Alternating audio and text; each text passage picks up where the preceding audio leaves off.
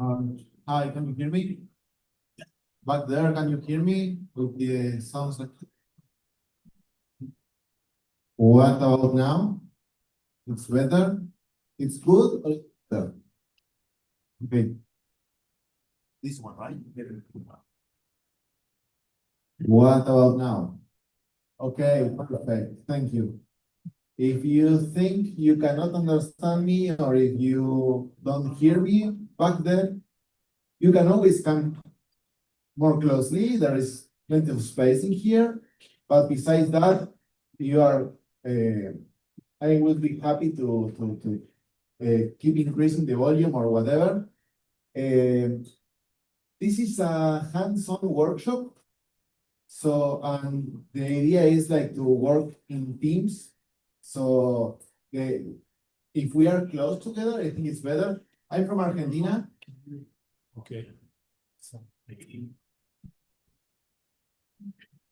I'm Santi, I'm from Argentina, and back at home,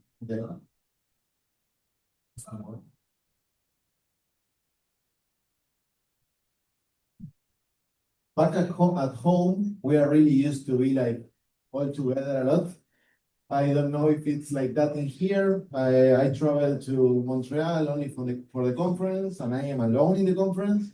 So if you see me around, say hi, so I can have a new friend at least. Again, what I was saying is that this is a hands-on workshop on how to attack and defend AWS in a purple team perspective. So my idea is like when everybody, or normally when you are attending to a training on cloud security, most of the trainers are like, this is the happy path, right? This is how you secure your AWS environment. But I come from an incident response perspective, and I have seen that most attackers don't follow the normal pen testing approach on what we learn in a traditional AWS attack scenario. And the reality is that most companies fail to implement all the security controls that AWS recommends, because most of them cost a lot of money, and in the trade-off of do we enable this and pray the gods to not cost us $1,000 only to click that button. Most of the companies choose not to enable them.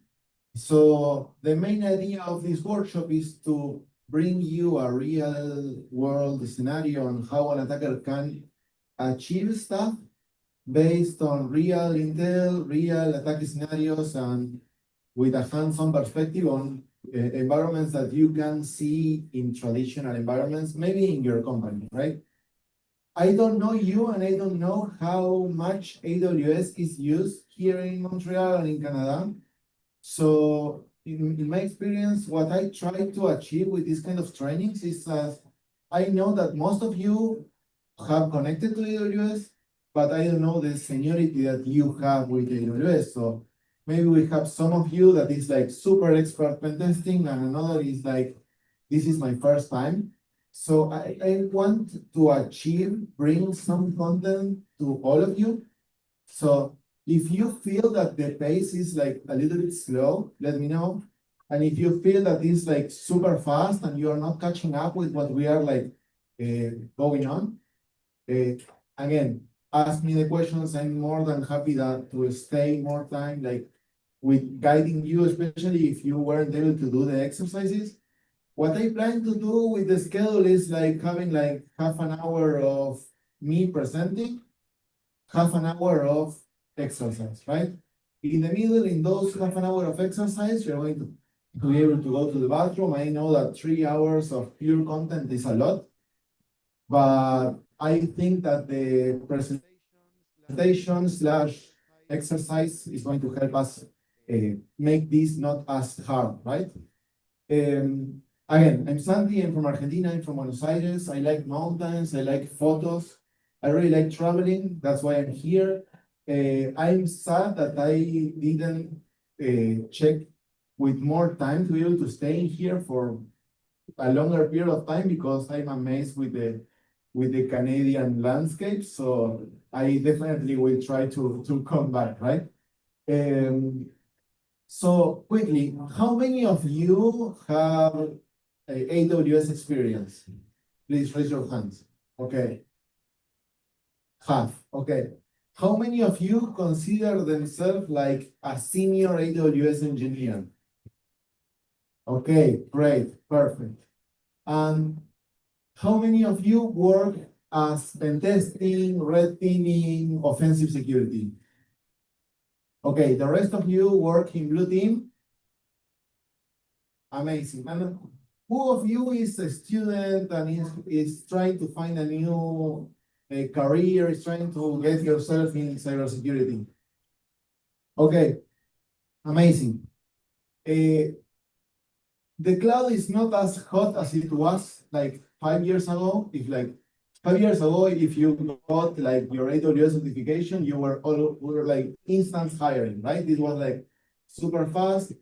And it's not that anymore because everybody is like with the AI hype. But the thing is that everybody uses the cloud no matter what. It's like nowadays it's embedded in your daily ecosystem. So if you land in a cybersecurity job, it's most than certain that you're going to be fighting with the cloud, right? And what we are trying to achieve in here is to understand what are the fundamental concepts behind what's the cloud, not what AWS trains you in their certification path, but how we as engineers, architects, incident responders, pen testing, can understand how that works in regards to traditional infrastructure. And you are going to see that in most of the cases, we have a lot of things in common. But against what everybody thinks that the cloud is more secure, most of the time it's not, because you are an extra layer of attack vectors that are like whomever has access to the cloud, right? And that's what we are going to try to explore. So let's start with some fundamentals for you. I have the slides in here and I can probably GitHub repo. I don't recommend you to scan QR codes in security conferences. So if you want, I can share that on the Zoom link or in the, you can always scan the QR, it's not dangerous, right? But if you don't want to scan the QR, you can ask me for the slides. It's in a public GitHub repo and you can get those. So this is a slide that I got from a book that the Cloud Security Alliance launched like several years ago. And the idea of this slide is to understand what's the cloud, right? This book is like a set of fundamental security concepts that I can share with you because it's free and it's something that the Cloud Security Alliance released for everybody with no cost. And this book offers you an agnostic approach on how to embrace cloud security. So it's cloud security with no vendors attached, no Azure, AWS, GCP stuff. And I think it's great to start understanding how to make cloud security if you're first time doing cloud security. But what I want you to see here is that there are a set of principles that make something the cloud. And you have different approaches, and most of the time when we think of the cloud, we think on a server running in AWS. But the types of concepts that I'm going to share with you here, maybe I'm not going to apply the same, but you can do something like, you can think the same concept that I'm going to show you here with other different types of cloud providers like Gmail, Google Workspace, Office 365, I don't know, Jira. Every SaaS or every cloud provider, it don't need to be like a server running in an AWS tenant. You can have something like a service that's going to be maintained by who knows who that you're going to use as a company, like your CRM, for example. And most of the time, we tend to believe that the CRM is going to be applying all the security controls, and most of the time they are not, because they are startups and they are fast, and maybe those things are not the top priorities for those kinds of business. So if you're trying to, if you are using, when we are attacking, like try to understand how this would be applied to other SaaS systems that maybe you are using personally or you're using in your company. The main example that I find when I'm doing incident response is like, where do I get the logs from? You know, it's like you are compromised. It's like you get an attack, and it's like, okay, I need to get the my Gmail logs. Where I get the logs from? I don't have the server. I don't have a syslog. Do Gmail offers me an API where I can get the logs? Do I need to ask my vendor or my partner to retrieve the logs for me? Are they in a consumable format? That's what we're going to see with AWS, but you need to think that to every type of assets that you have in the cloud. Another example is GitHub. Who has used GitHub? Well, if you don't have the enterprise plan for GitHub, you cannot get GitHub logs via API. So if you're under attack and you have not the enterprise plan, you're going to be retrieving the history of your logs using the management plane in the web browser with a rate limiting of like 100 items, you know? So we're attacking and defending AWS, but the concepts apply to every cloud provider that you're going to be managing. This is the other important concept, and this is the fundamental one that we're going to use here to defend and to attack. This is the shared responsibility model. This says that I'm a cloud provider, you're a consumer, this is what I'm responsible for, and this is what you are responsible for. Here, for example, you have like what AWS take care and what you should be taking care of regarding security. The thing is that it has two lies implemented. If you're using your data, if you're consuming data, or if you're storing customers' data within a cloud provider, you are always responsible for what you are storing in the cloud. It's like if you offer a services and suddenly AWS gets a missile in one of their data centers, and suddenly it's not up anymore, and you cannot provide to your customer, you are always responsible. Besides, it says share responsibility, you're always responsible besides who says what this model says. But what this states is that what you can do. So if you're working with AWS services, for example, compute, you can have like a server where in a server you can have your Ubuntu operating system, you can have your networking, and you are able to install an antivirus software inside the Ubuntu server. But if you are using another service that is Lambda, that is another compute alternative for you to run code, but is more aligned with the AWS part of the shared responsibility model. So you have less things to do, and AWS has more things to do. You cannot install an EDR or an antivirus in a Lambda function.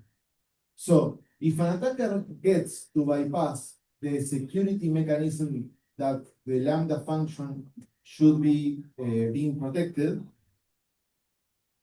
I don't want to block the screen. If the attacker gets to compromise your Lambda function and you cannot install an EDR in the Lambda function, it depends on AWS to detect that. And there is nothing you can do in that sense. So we are trusting AWS to catch that, and AWS doesn't know our context. So it's hard for them to differentiate what attacks are normal attacks, what attacks are external attacks, and what behaviors are part of our normal behavior. So what we're going to see here when attacking is like how we can do manual attacks that can seem like a normal software development lifecycle behavior to evade and make the security detections that AWS has implemented not to detect us. So again, we are trusting AWS with their shared responsibility model, and if there is less that we can do, there are more steps that the attacker can execute to compromise also.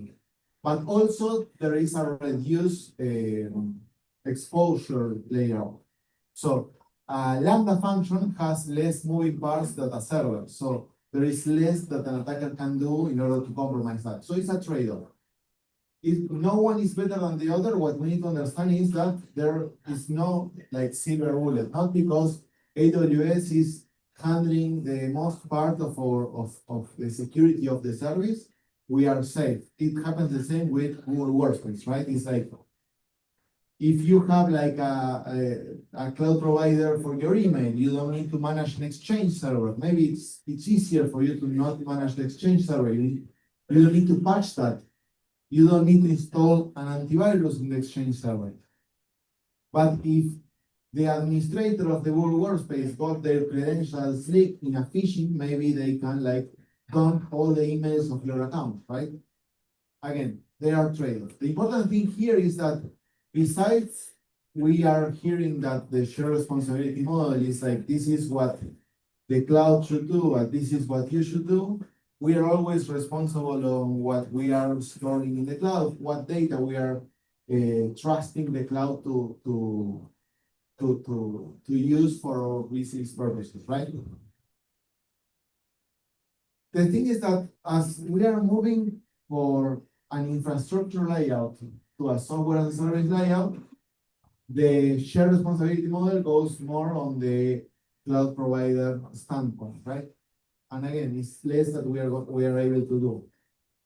By a cost perspective, like when we are talking about money, AWS and cloud providers are always going to try us to go for the SaaS approach.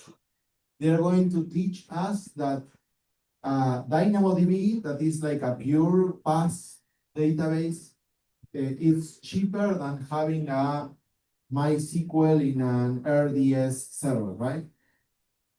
It can be true, but also it's not like that. And they said that it's more secure, but again, we have these difficulties. Like if I have an RDS server, I can create a connection string, for example, to connect to the server.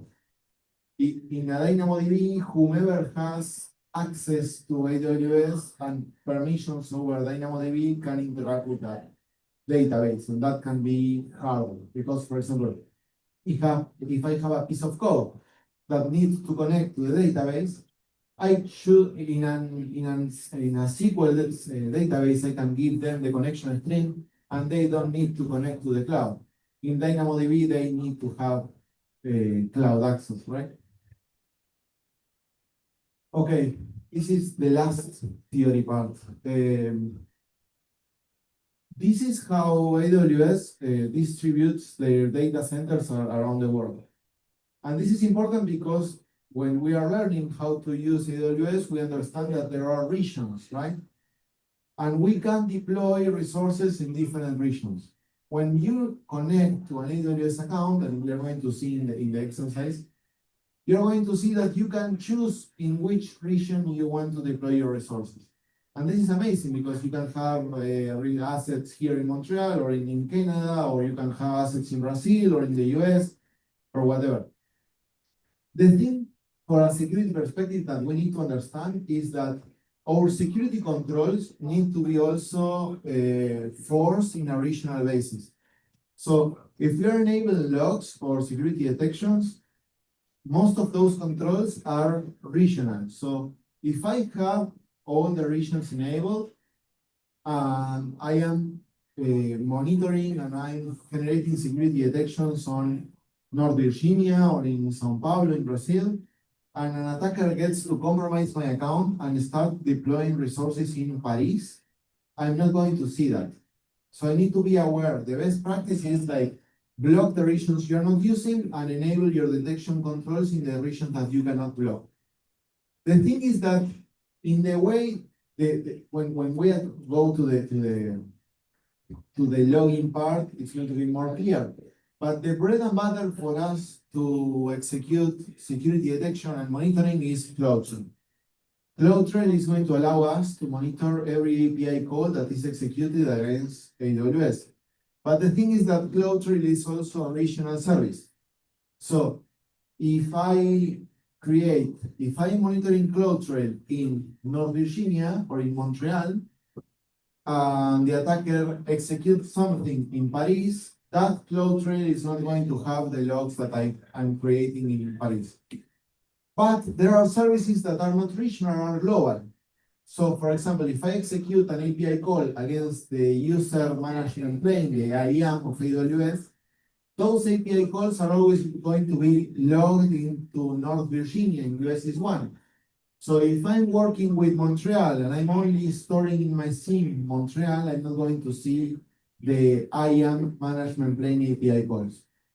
Other issue that we're going to see in the demo is that if there is a global endpoint like S3, I can execute API calls against that global endpoint, but targeting a specific region. So if you have Ohio blocked, nobody can create anything in Ohio. I can execute a list on the S3 buckets, that's a global endpoint, targeting the region to Ohio, and that log is going to be generated in Ohio.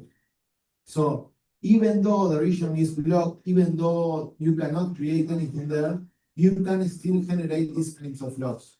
And that's useful for you to bypass the detection mechanisms of the defenders, or for you as a defender to understand that even though the region is blocked, you need to be consuming those logs, because it's how an attacker can enumerate your cloud without being detected as fast as if they were executing API calls about the monitoring regions.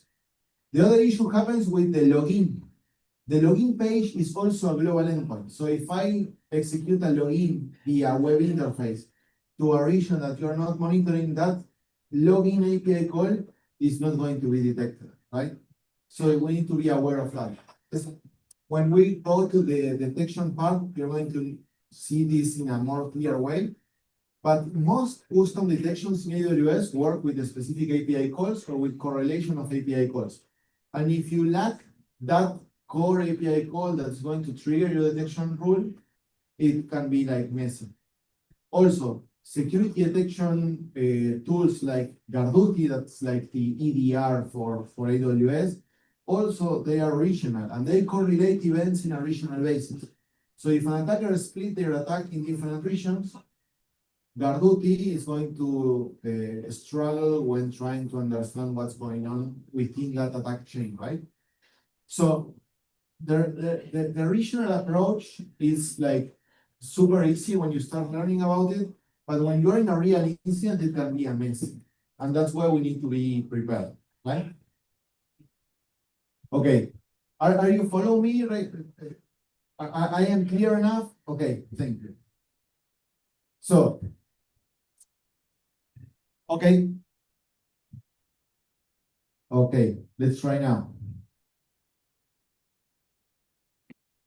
So this is the identity and access management part. And I know this is like something that everybody repeats, but it's super important because the 90% of attacks that happens on the cloud are based on the IAM component. It's like I think like half of AWS attacks are through leaked access keys. That's a way of you have to connect to the cloud, right?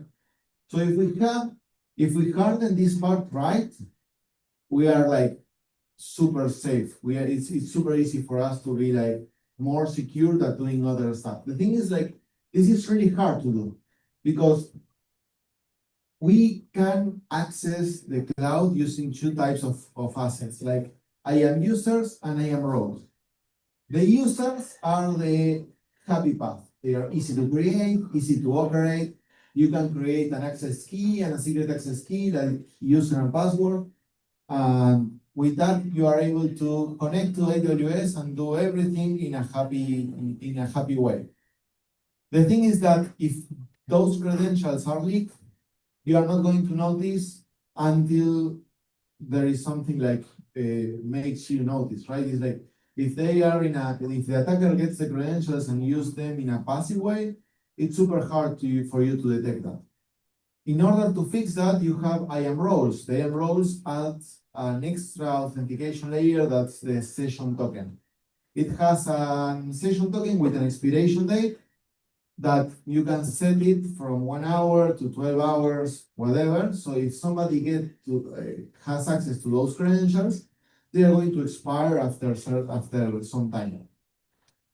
Why these are difficult? Because now you need to handle the session token rotation wherever you're using your credentials. So if you have a developer that needs to store a file in an S3 bucket, they are always going to try to use access keys because they set and forget, right? The solution that AWS offers us is to attach those IAM roles to the service that's running the code. So instead of making the software implement the session rotation, you attach the role to the server, and now the server can connect to S3, so the developer is transparent.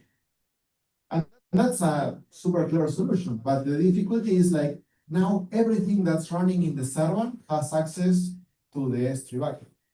So we fix the minimum, this issue of rotating the credentials, but now we are struggling with the minimal privilege on what is running in the server. And this happens a lot with, Kubernetes clusters, for example, because everything that's running in Kubernetes, if not configured properly, is going to have the access that the server has. So now all your services have the same level of access to AWS. And this is when it starts to get complicated. The other issue that you have is like achieving minimal privilege is super difficult because the way that the API calls are executed are messy. In AWS, everything is API based. So if you want to create a server, you execute a post against an API. And that's super straightforward if you are using a CLI or Postman, or if you're working with an API. But when you are using the management console, the web console, the APIs are entangled. So, for example, if I give you access to see one log, because I'm following the minimal privilege, you're going to try to connect and you're not going to be able to see anything, because when you connect to the console, the first thing that it tries to do is like to list all the logs, and then shows you the one that you have access. So it has not access to list everything, and so it breaks. And debugging those issues are like super hard. So most administrators end up giving you full access to the log panel, and everybody is happy. So it's really common in when companies start to mature, to struggle on achieving the least privilege on IAM. For us and attackers, it's important to understand that that's our path to victory, right? It's like, if we are able to move laterally and get credentials stored in secrets, in environment variables or whatever, for us it's going to be the way to move laterally and try to elevate our privilege. For us as defenders, this is the most difficult part we need to achieve. There is an extra layer of security that we can do. Is like, there is something that's called permissions boundaries. That basically you said, I don't care what you have permissions to, you're not going to be able to execute this stuff. It's like, you're not going to be able to create a user, you're not going to be able to create a policy. And that is, in my experience, the best approach to start fixing this problem, right? To achieve the real solution of minimum privileges. But it's not a trivial thing. It's not something easy to achieve. And in most companies, it's a mess, because also entity has different ways of inherit and IAM permissions. So user can have IAM policy. You have another thing that's called inline policy that only lives in the user. You can get permissions by a group. So there are different types of permissions that you can get, right? Lastly, the IAM roles have this thing that's called trust relationship. So again, an IAM role is meant to be used by a server. So the server needs to have permissions to use that role. So there is the trust relationship, that's a policy that says who can assume that role. And this is hard because if you don't harden the trust relationship, every server is going to be able to assume that role, not only the server that is minted. And the default configuration allows every server in the account to assume those roles. So even the defaults of how we configure our AWS accounts are hard to apply. We're going to see this much better when I execute the demo. Something about networking. Networking AWS works pretty similar to how it does in normal environments, in on-prem environments. The difference is that this is software-defined networking. So the way that the packets are shared within servers is different. So it's hard for an attacker to sniff the network. And also everything is encrypted, right? The hard thing is that you don't have only one firewall to manage, you have two. You have security groups that allows you to authorize traffic, and network access control list that allows you to block traffic. So if a server has access to internet and has access to communicate through SSH, you're going to use a security group to allow that. But if you want to block an IP, you can not use the security group. You need to execute a network access control list. And the network access control list work at a network level, not at a server level. So you end up blocking the whole network. So if you want to isolate the server, you need to work with the security groups in a more like elegant way, right? But it's not as trivial, and in the middle of an incident, it can be like super hard to implement. Let's go to the demo, and then I'm going to continue with this.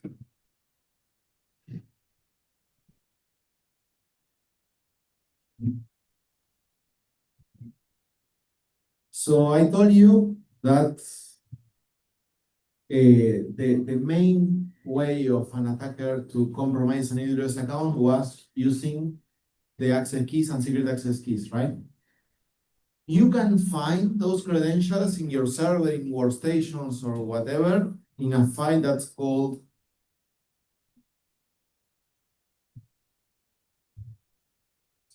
AWS credentials.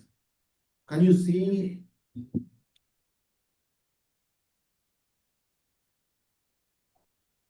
What about now? Can you see what there? Okay. This file exists in every computer that has the AWS CLI installed. So if I do this, you are going to see that I have hard-coded credentials in my computer. That's awful, but it's the truth. Is that this is how it works. And this happens in every environment, right? You can see two different credentials here, the default and the EC2 user. And if you see here, the difference is that I don't have a session token in here, but I do have a session token in here. The EC2 user credentials are going to expire when the session tokens expire. The default credentials are not. So if I got access to these kind of credentials, I am able to do, and if they have enough permissions, I will be able to do whatever I want with these kind of credentials, right? And this is not to scare you, but I have here, this is a malware sample. This is a real malware sample that, this is not, this is a real malware sample that I will share with you. This is from Team TNT. It's an attacker that is known to compromise AWS environments. Basically, this is a bash script that's going to, it's going to dig through the system looking for these kinds of credentials. And they can find these credentials in different places, like system environment variables, Docker environment variables, credential files, metadata. So this is happening, this is real, and this attacker execute this because it's where they get to land to. So as looking for a defensive perspective, we need to be aware of the credentials that are not expiring, and we need to track where they are being used. Most of the time, a consultant would say, just rotate the credentials, just make the people use roles, and that's it. But it's not easy, because if you land in a job and maybe they were using these credentials for 3 years, not anybody, or not everybody know who is using that. Maybe there is a service that runs once per 3 months and execute one API call, but it's a critical API call for the business. So this is not easy. But with CloudTrail, what we can do is like we can hunt for the behavior before, and we can try to create detection rules for behaviors that are not like aligned with the normal behavior of the access key. For example, now I'm going to execute API calls with my credentials, with these credentials. I live in Buenos Aires. Why this user is being activated in Montreal? That should be weird, right? If the service is meant to be using a Python script, it's meant to be within a server running Python. Why it's running a Go tool, or why it's being connected using Firefox, you know? We can look for all those misbehaviors to try to shorten the risk of to reduce the risk of what is happening here. Again, if we are not aware, or if it has a lot of permissions, we can always implement a permission boundary to block it to do the critical stuff, like managing IAM, creating servers, and so on. With these credentials, I can do something like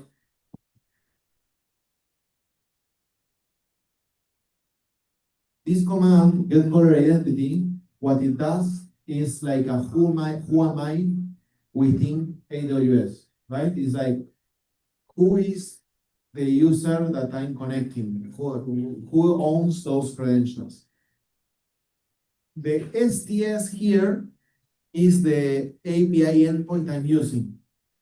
This STS endpoint is also a global endpoint. So if I execute this API call, we are going to see that in a few minutes, but this API call is going to be forwarded to North Virginia by default. But if I execute something like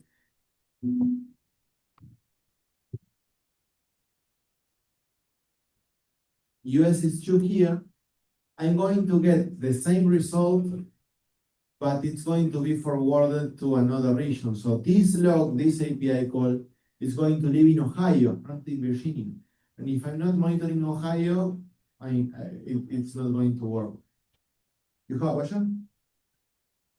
Sitting this night, it's not like into the context it moves to me too. I can be able to get, or we find some changes. Yeah. I mean, yes.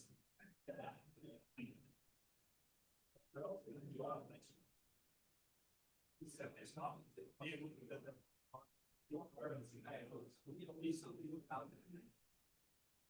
Okay.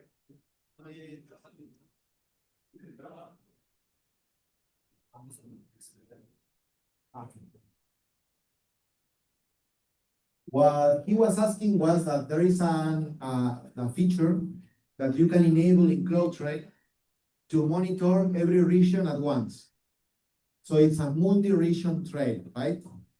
We're going to see that in the next part, but what that CloudTrail, that's the service that monitors API calls, is always enabled. What you can do with that implementation is to choose where to store those logs. So you are going to store every region in one S3 bucket, and then you can consume that S3 bucket. And then you need to do, like with that S3 bucket, like ship that to a SIEM. That's the right approach to do it. It has some trade-off, but if you are using the multi-region trail and you are consuming all the regions in the S3 bucket with a SIEM, you are going to be able to see this. If you are like using the multi-region in your detection rules, right? If you're trying to catch every STS get correlated identity, no matter where it works. I have a slide that is like, it's clearer for me to show this. It's like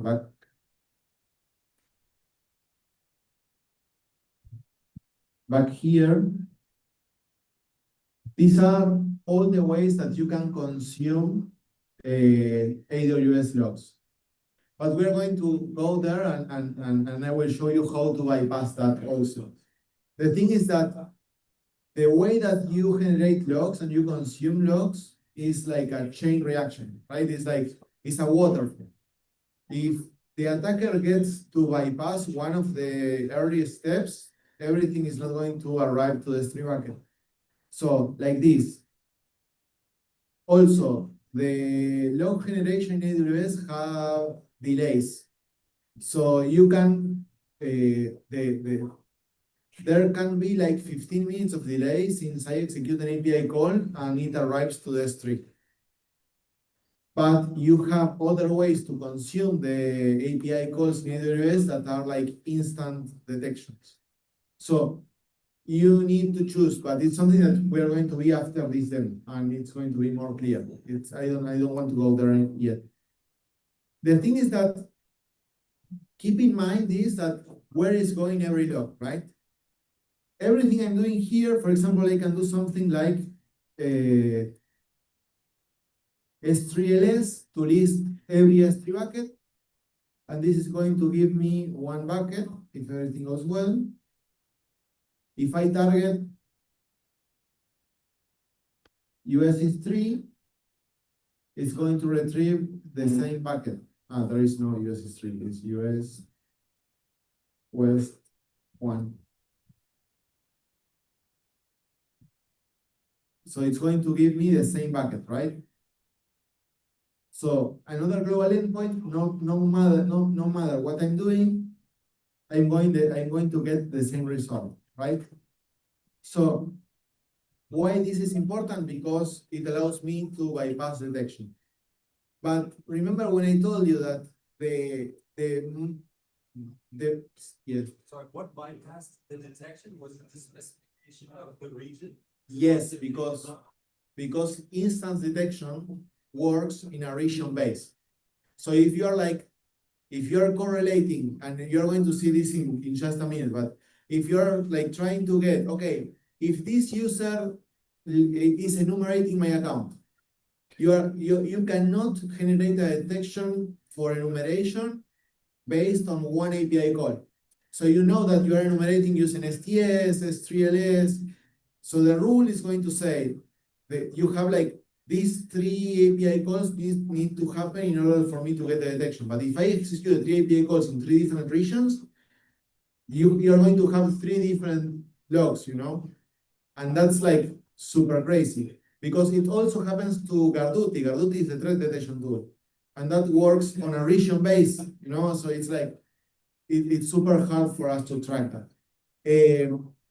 So for example, what I was telling you is like, okay, I know that this service is called IAM service account, right? This is the credential that I have. The IAM service account is meant to be a credential that is used by a service, right? It shouldn't have a way to connect to the console, to the web interface of the AWS console, right? The thing is that in AWS, there is no difference.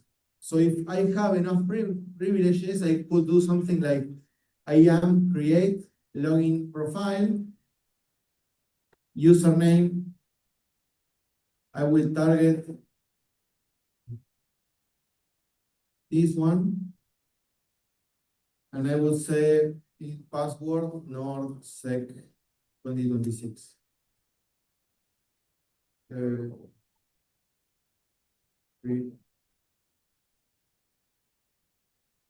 So if this works, I would have converted the service account into a web console account. How can I test this?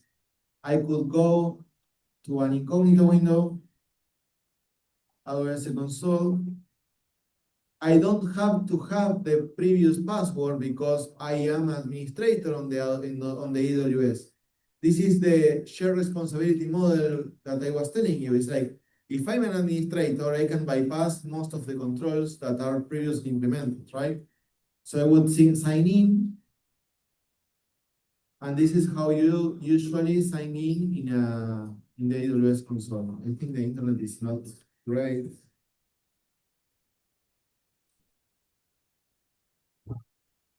So this is going to ask me the AWS account that I can get from here, the username that I just got here, and the password that I just created. So if this works, look here. Do you see the URL? The URL is executing the login in US2. Where do you think this API call of login is going to be happening? In Ohio. If I'm using Montreal and I'm not monitoring Ohio, I'm missing this login API call because this API call is going to be triggering in Ohio. If I go here to CloudTrail, as you can see, I was able to connect, right? If I go to CloudTrail, I can see now the different logs, right? I'm in Ohio region, right? I'm in Ohio.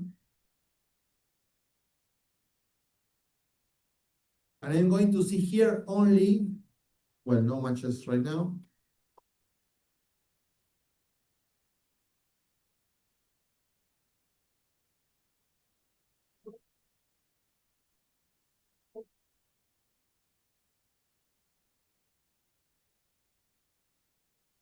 Okay, now we have something. You can see here that I can look for the username, and I can see every API call that was executed here. As you can see, I get only the get caller identity, right? So everything else that I executed is not going to be logged here in Ohio. Let's go to US West 1 and check what we can get in here. It's North California. Every region is going to have its own logs. We are going to see here another STS get caller identity, for example, if internet hangs with me.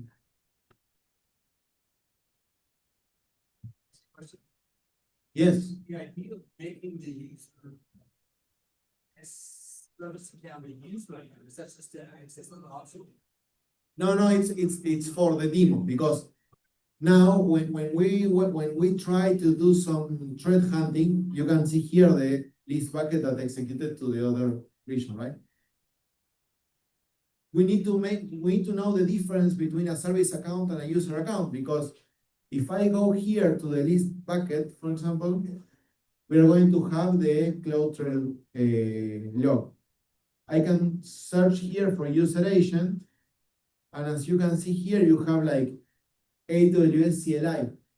So this user agent is related to a terminal command, right?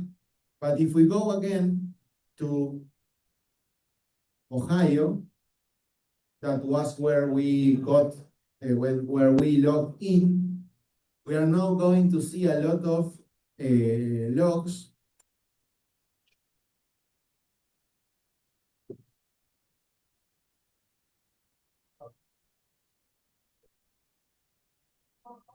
For example, the console login that I was telling you, right? I am service account, console login. It's in Ohio, it's not in Virginia, it's not in Montreal. And if we go to user agent,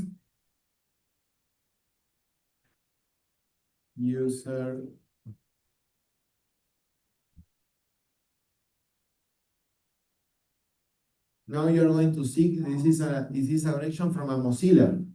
So this is a web browser connection, right? So why my service account is connecting through web browser? So that's a detection rule that we should be monitoring on these types of API access keys that we cannot rotate, right? It's like, we need to understand the behavior behind the credential, not only the credential, right? The thing is that if I'm an administrator, I don't care also about the password, because imagine that I have another user, for example, I can do AWS list users, and this is going to give me AWS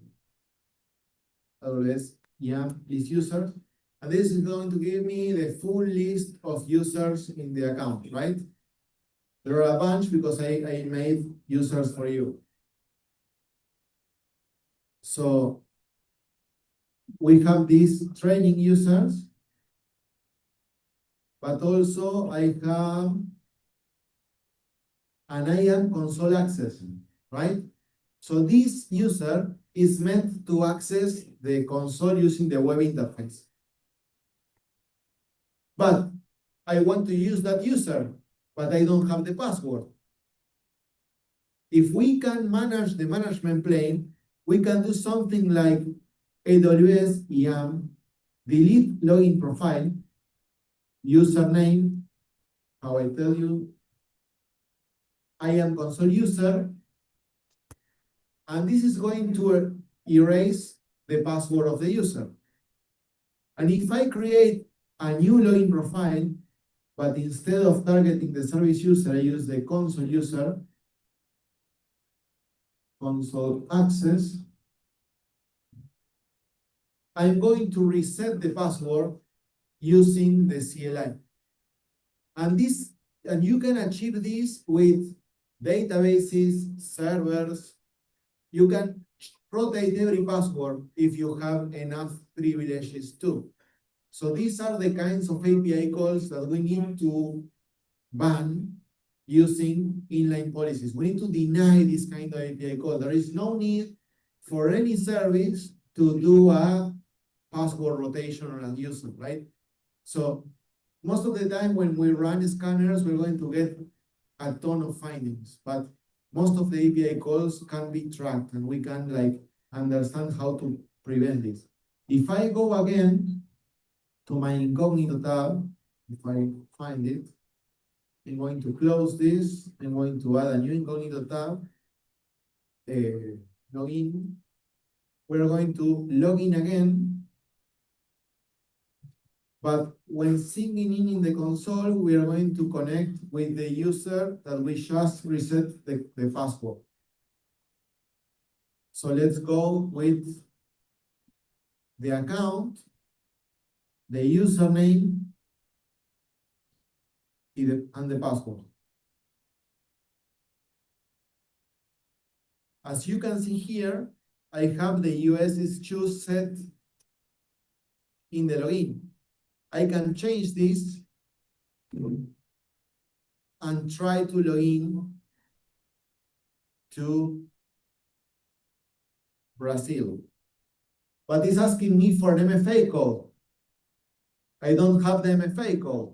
But what I have the administrator access to remove the MFA code.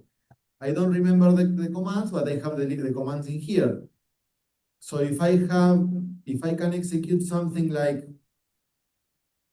list MFA devices for the user that was called IAM console access, I will list.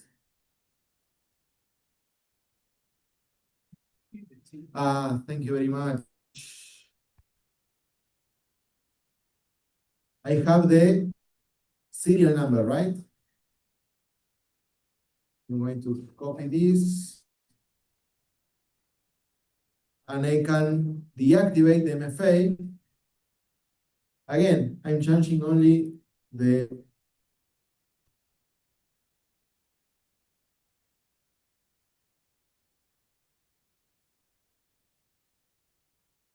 okay.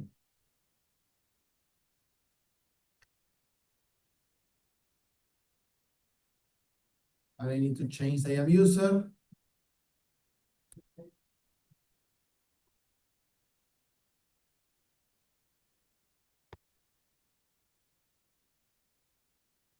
And now I need to delete the MFA.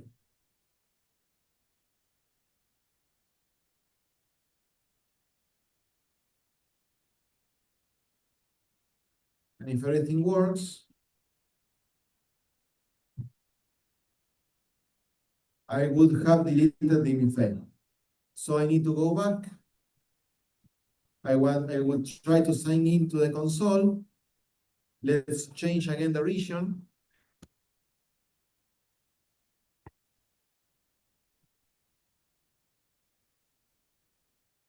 I would fetch for the accounts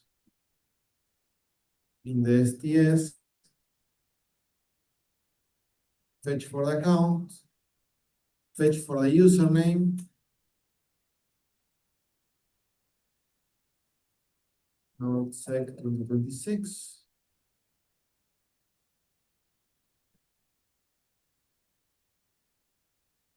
And if everything went well, I have connected to the console, right? So traditional controls that are used to be working in on-prem environments are good, but if somebody has administrator access, they can bypass everything, right? And we can detect that. The thing is that I have a detection tool implemented here. In North Virginia, I have Garduti, that is AWS detection tool implemented. If I go here, I can go to Garduti.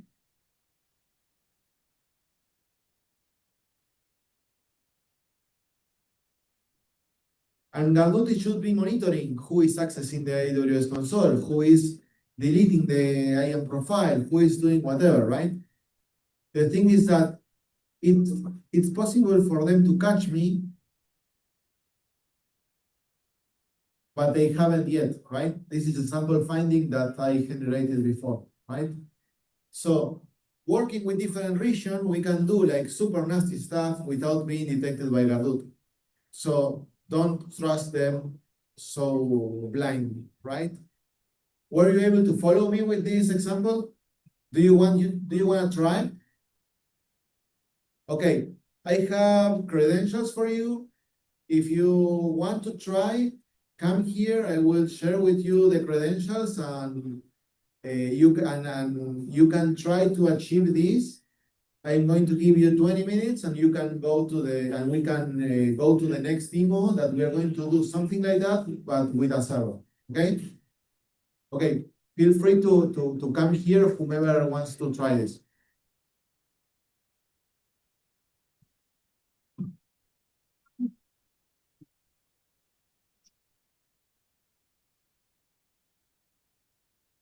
I'm not sure, so would that work with the global setting for a multi-region to monitor? It will work, and you're going to see that Yeah, 15 minutes later in your scene. yeah, but at least.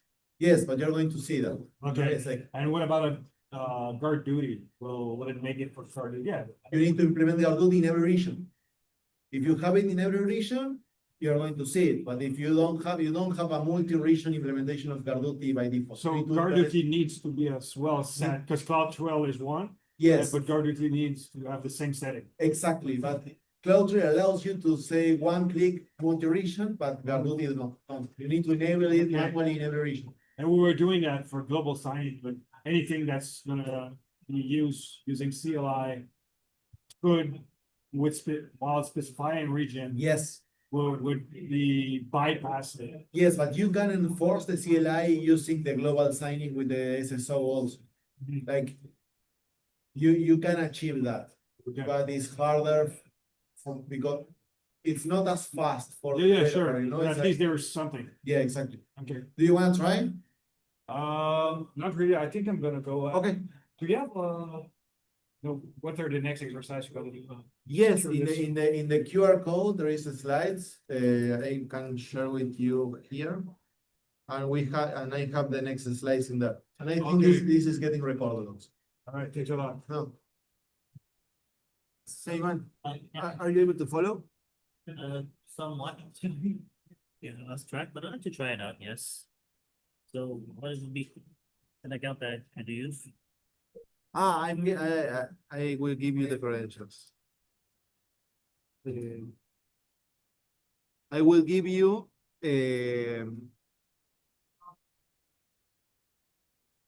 access keys, Okay. and you need to move and jump to that console. But if you go to AWS, I can do it in 3 ways. I can share it with you. These are the credentials. I can share that with you over email. and Um, then I'll just sign into console like this. But just click on sign into console like this. no, you're going to have to connect using the CLI like this. Okay, so I'll go CLI and then. And from the CLI, you need to create your login profile and connect to the console like Okay. that.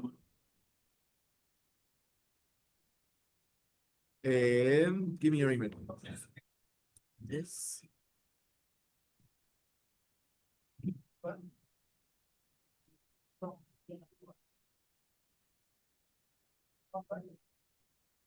Let me get that. This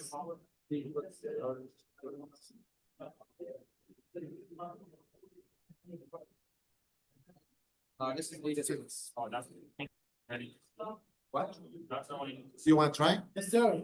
Can I just take a picture of the class and then I'll. Yes, of prepare course. some- Yes, I that's. have a question. So you said that you can bypass the logs because there is issues.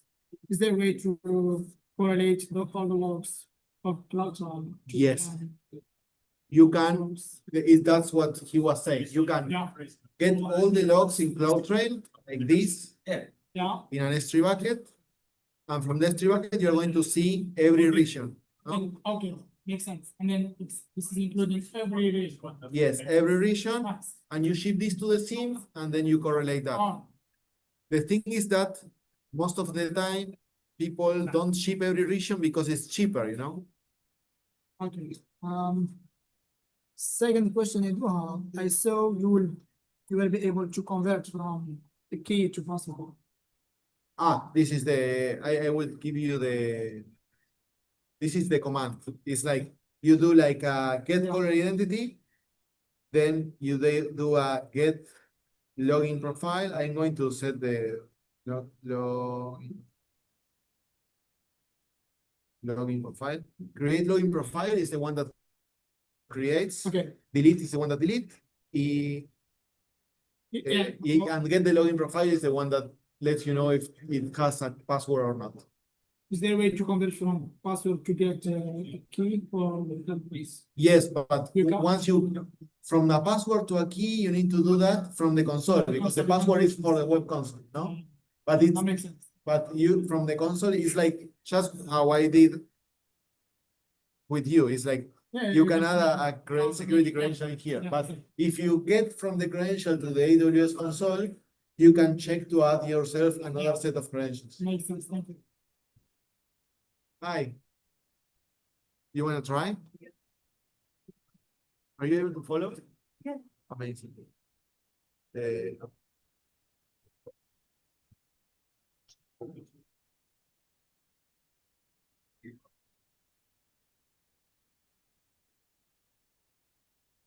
You can take a picture, or I can send you over email. Oh, I can.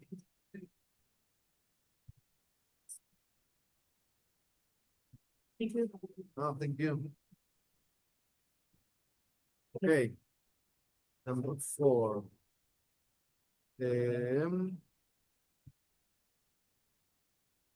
Security. Okay. You want? Okay. That's much better. Thank you. Yeah, could you bring back the QR code from earlier? So I can,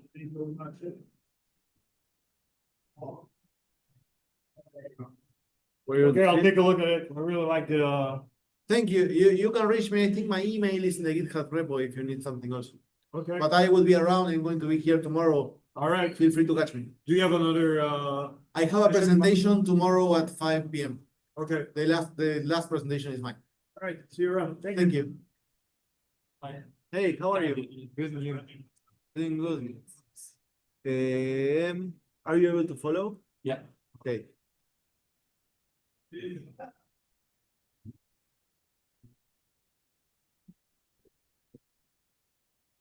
You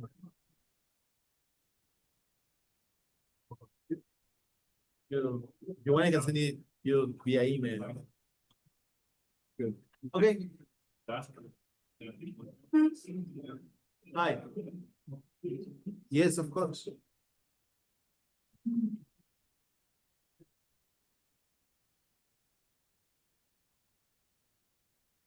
Okay. Do you want, I can, yes, of course. I think it's much. Do you want to?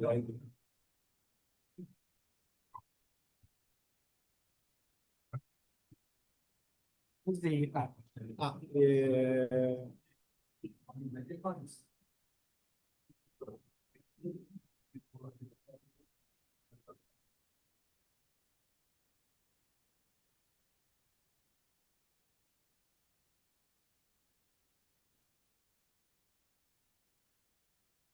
hey, man. Yeah, I just had to go to the bathroom, but I would like to give it a shot. There's still point. No, of course, yes. I think I am going to leave it open till tomorrow. Or something like that, Oh, so, okay, that's perfect. the only thing I ask is that don't start running Bedrock or something like that Yeah. for any night, so because I'm going to be bankruptcy, but Okay. do you want to send, I can send this over email or Yeah, sure. So So- Nick dot you on, so that's can you write yeah. it for me because yeah, that's a lot of people to no, also it's like all right, this yeah. I cannot Okay. don't worry.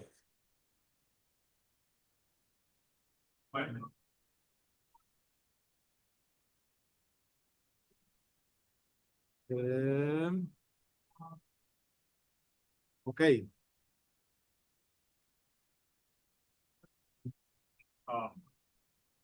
I left my own. Okay. I need my own. Right, oh, okay, I got it. Yeah, amazing. Okay. Well, let me know if you need something. You already have my email. Yeah, okay, thank you. Hey, Okay, so this is a bit advanced for me. this is It's a bit advanced for me. okay. I've been doing vulnerability management, but more like on a traditional environment, on-prem, Okay. also on cloud, but just like looking for vulnerabilities. I want to move to the cloud security next. And you're mentioning about a resource from the cloud. The Cloud Security Alliance. Yes, to get started, because like I find like a lot of things are very vendor specific. With AWS and all that stuff. Yeah, this is great for it's like a from a theoretical part of the Yeah. approach, like Yeah. compliance, governance, and What do you mean? yes, it's like education. Okay. This okay, one. Okay. Plus this is a certification that you can do.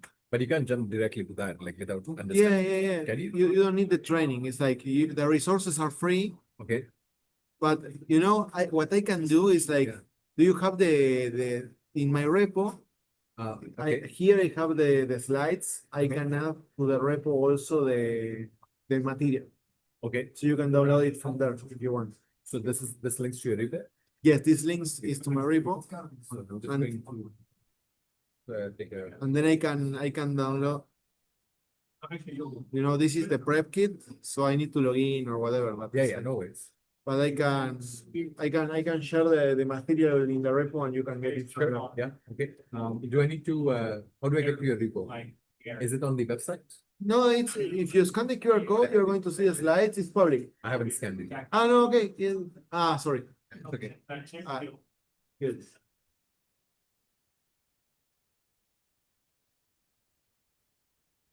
Yeah, I'm gonna. So those are the slides. Yeah. You're going to in this folder. It's bad because I've never used it. No, it's okay. Here you have like This is a repository for you. Yeah, this is like a folder, no? Okay. So in the folder, I have the slides and I would add here, like another file for the materials and the possibility like. Okay, and if I want to save the repo, okay. It's like a web page. Yes, you can do a marker or a bookmark or. Yeah. Oh, that's- perfect. But also, if you need something, I don't, in the repo, I think there is my email, so you can contact me over there and I can help you with that. Appreciate it. Thank you so much. Thank All you. the best. I'm gonna head out Yes, of course, just okay. because it's advanced. No, it's a 3 hours is a lot, I know. Yeah. No. That's why I wanted to break it a little bit. Okay. But let me know if you. Yeah, sounds And good. also, I think this is going to be recorded. So. Yeah. And I'll see you around. Yes, you. amazing. Appreciate No, thank you for coming. No. Trust Uh, me. You laugh.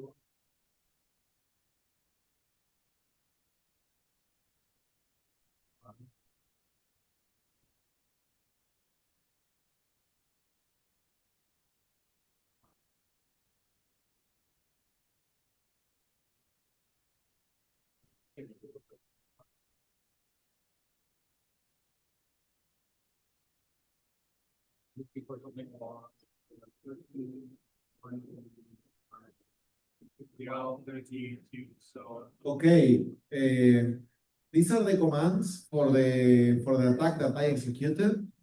Were you able to reproduce it? Anybody was able to achieve to reproduce the attack? Is anybody trying? Or I can continue? Okay. If anybody is trying, I will give you like 10 more minutes and then I will going to jump to the next demo. So I will give you the credentials till tomorrow. Please, this is on my own, so I'm paying for the account. Don't make me go bankruptcy. Don't execute anything with AI or anything like that because it's going to be on my credit card. But my idea is to give you the credentials till tomorrow night, so you can keep practicing tonight or whatever. Also, I will give you my email if you want to contact me and ask me some questions. But yeah, the idea is like at least finishing the next lateral movement, so you can get the full picture and you can practice everything at home.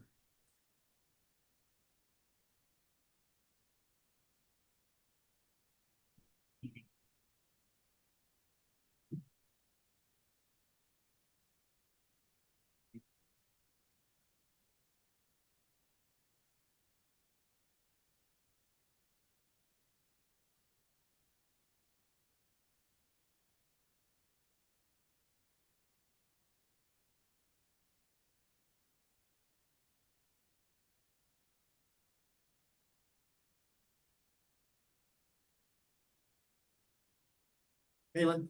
And have issues to connect with the short-term credentials you just gave me. So I'm trying to login, that's the name I profile, like created. And I asked the AWS login profile this, but I get this error. No, yes, this is the thing. The AWS login is to connect using your web interface access. Okay. You need to try AWS configure. AWS here. And then I can add. And then have you set your credentials there? Uh, Because you already have credentials in there. yeah, I put the credentials for the profile, right? Yeah. Let me, So those are the credentials I gave you? Yeah. Nope, that's not.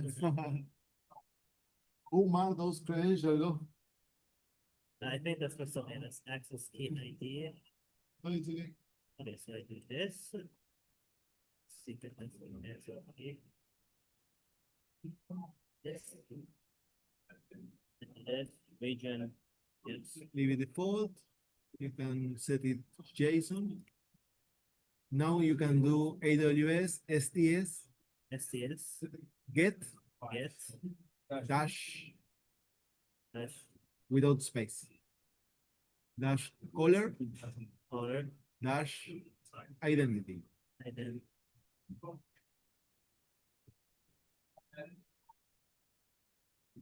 Wait for it. Yeah, now you're in.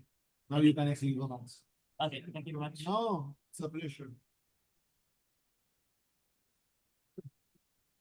I did wrong.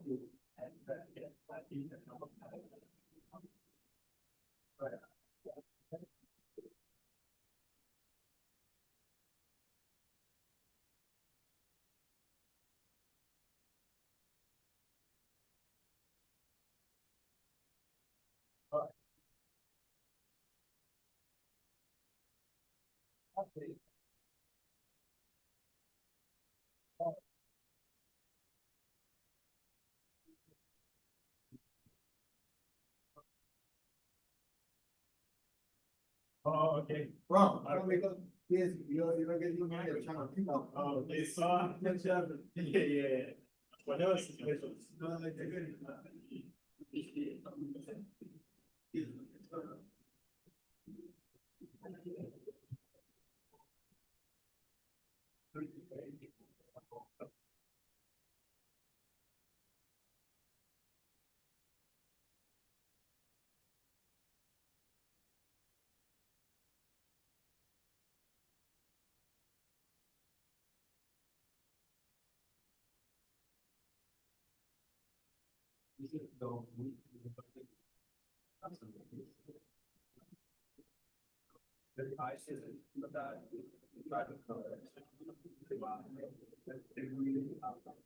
That's my dad. Yeah, exactly what this. They can do it, you don't have like.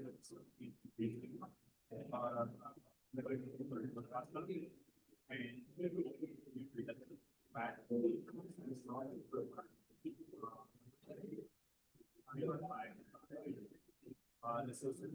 is what they're. Yeah, so we. And sometimes that you already are you with me? Is adding so yeah, so virus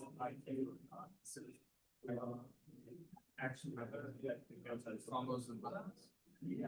Hold on, so he's making us do also you put any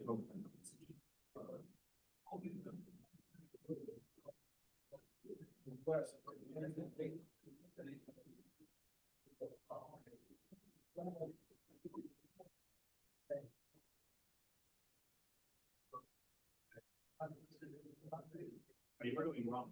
Up, down, down. I'm just clicking.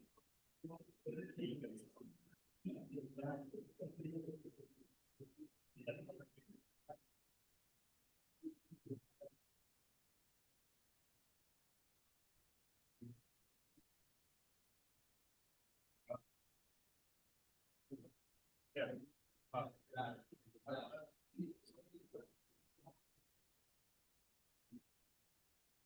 You know,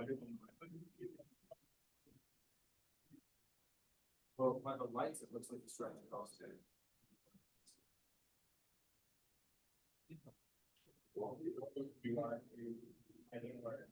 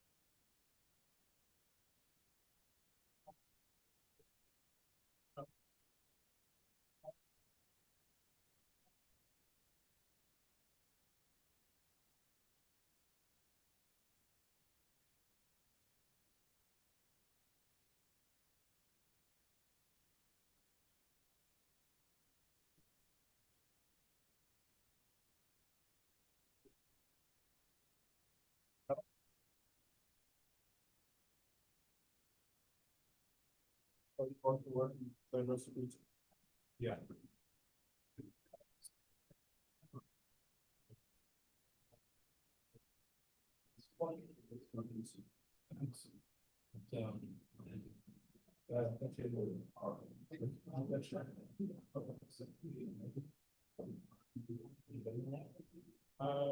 More than 1 year. 1 year.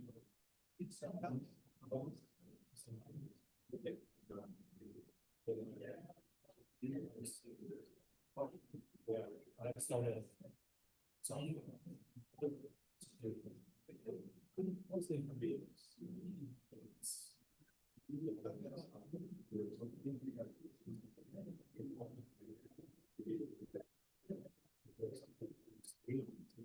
Alright. So, yeah, I want to like get into security since like Tottenham University. So I did everything like after my national, I did like master in cybersecurity. Then in lots of research, in academic research, then all the books from there. I was research and development in cybersecurity. Okay, yes.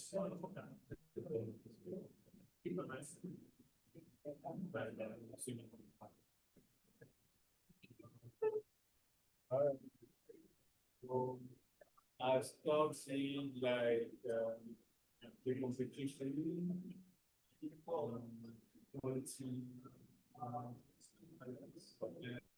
of period of competition, like I joined here and I was like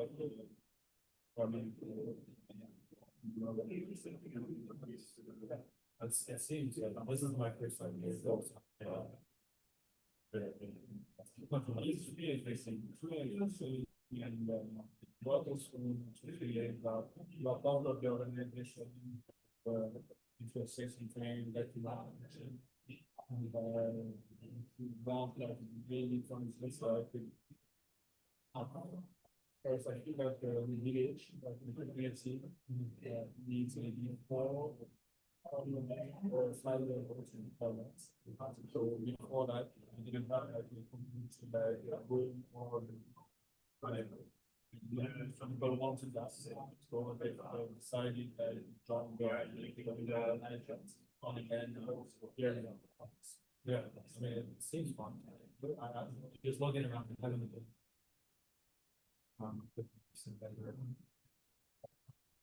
Yeah.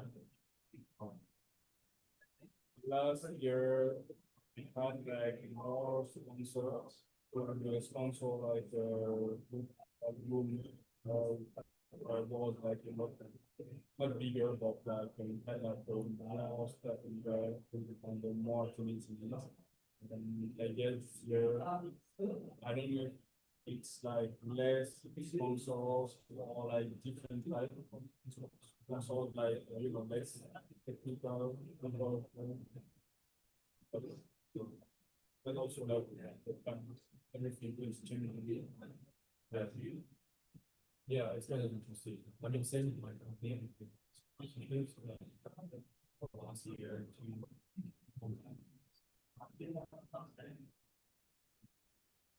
starting to get set.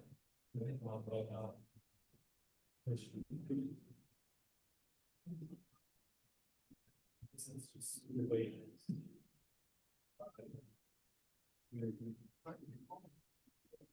So cool, but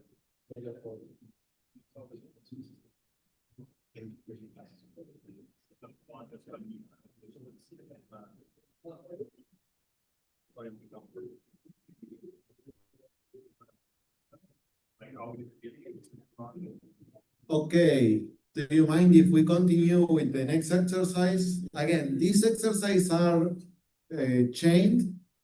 So I will talk 20 more minutes and then you can continue with the exercise. But what I want to show you is what you can do once you can view the whole account.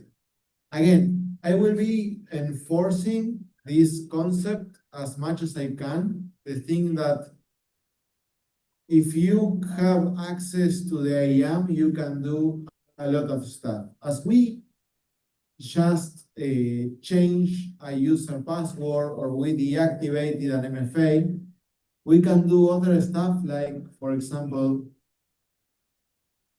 let's see what an EC2 is. What I have here is a server, right? This is an EC2 instance that is running. It has a public IP and it has a security group. As I told you, the security group is the firewall that allows me to connect over SSH, right? The thing is that in order for you to connect using SSH to a server in AWS, you need to have like the .pem, right? The private key. The public key lives in the server and you need the SSH private key for you to connect. But that's not always true, because if you have enough permissions and you are living in the AWS account, you can always come here and look for the set of commands that AWS allows you to do. And they have this beautiful thing that's called Instance Connect. So if I have enough permissions, I can connect over SSH to the server using my IAM permissions without having the SSH private key. So I can connect in here, and if everything goes well, I would see a terminal opening in my web interface. This is really useful for debugging, it's useful for forensics. For example, if you need to quickly review a server and get the logs from the server, you can do this, and it's really helpful. But it's also really useful for attackers because they can exploit this to bypass the SSH requirement, right? If I come here, I can do like a cat.ssh authorized keys, and I can see that there is one SSH authorized keys, but it's not the one that I'm using, right? And again, this is a server. Imagine that as I was telling you, there was somebody that decided to add to this server an IAM role for the application to run and interact with the S3 bucket. I would be able to do something like S3LS, right? So from the server, I can also interact with the AWS console. The thing is that if from the server I do something like SDS get caller identity, as I mentioned, this is the who am I. You can see here that this is a role, but it's a role tied to an instance ID.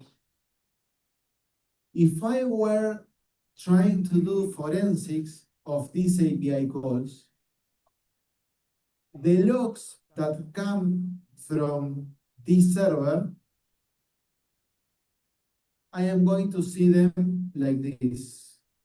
Let's go to CloudTrail.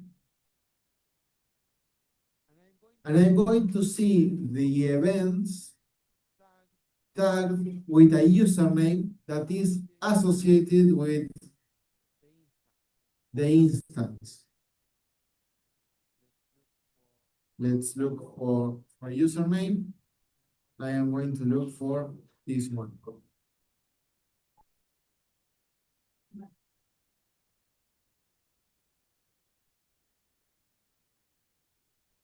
As you can see, I have several API calls that are coming from this user that starts with an I, right?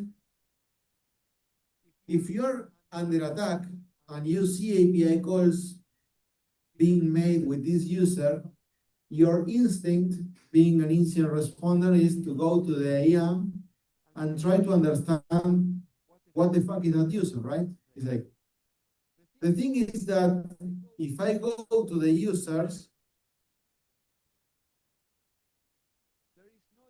there is no user associated with that instance because the username is a tag that AWS attached to the role being used by the server. And this is weird because it's like you're not being able to map what user is, what the user is. What you need to do is try to look for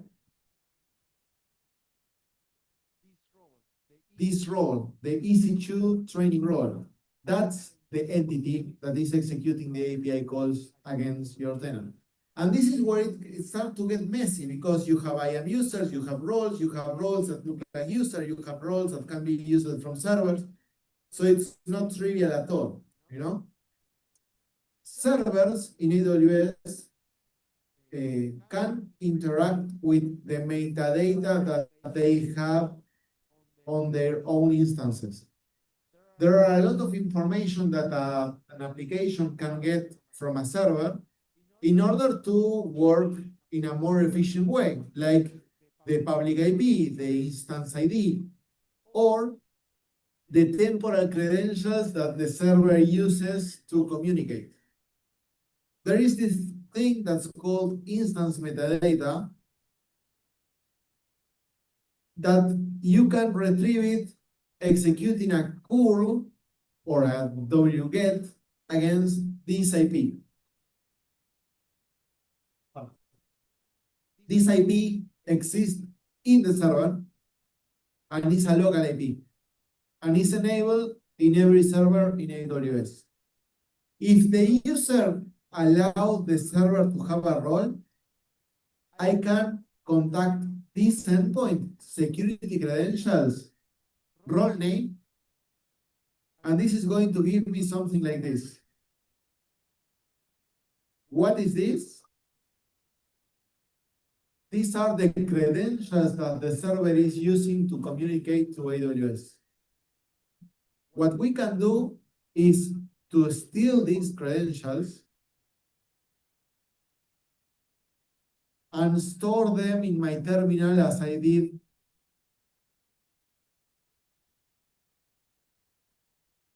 with the default credentials. These EC2 user credentials are credentials that I stored for the server, right? If I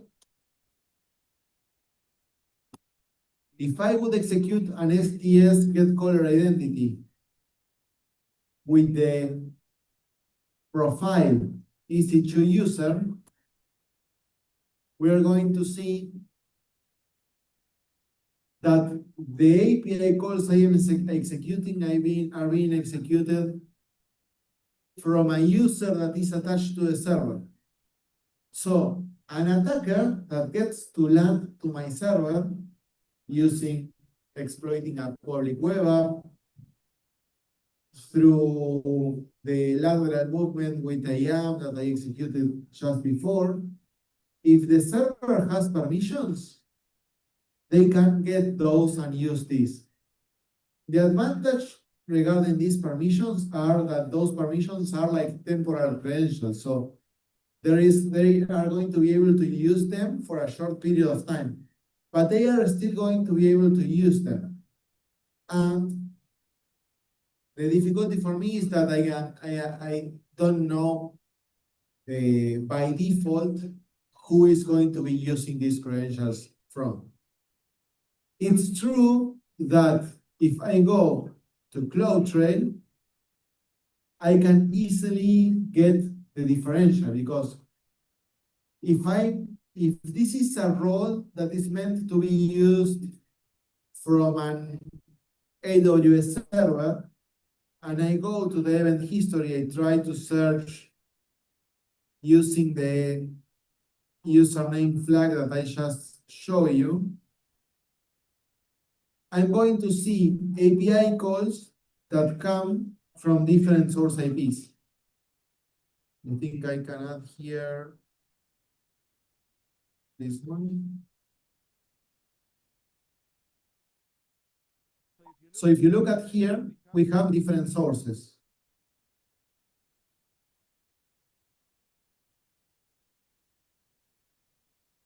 Most of it are from an IP that should be associated with AWS.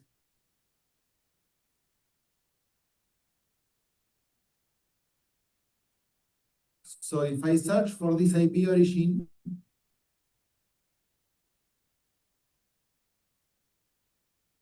this tool should say Amazon Web Service. Right? United States, Ashburn, Virginia, Amazon Technology. So if I get API calls that are meant to be used from a server, but they are executed from an IP that's not part of AWS, that's bad. And that's what we can do in order to do some threat hunting on this, right? So in order to achieve this, you first need to be able to connect to the web console. And once you are able to get to the web console, you should be able to retrieve the credentials from the server. What other things an attacker can do to get persistence on the server? They can add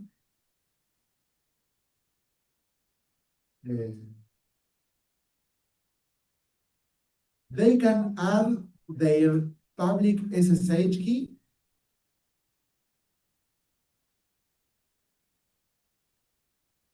to the authorized key in the CLI.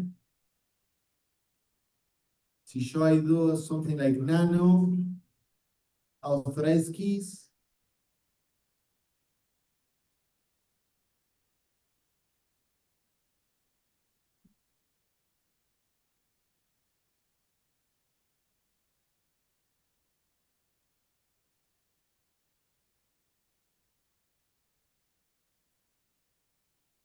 Now I have my SSH keys added to the server, right?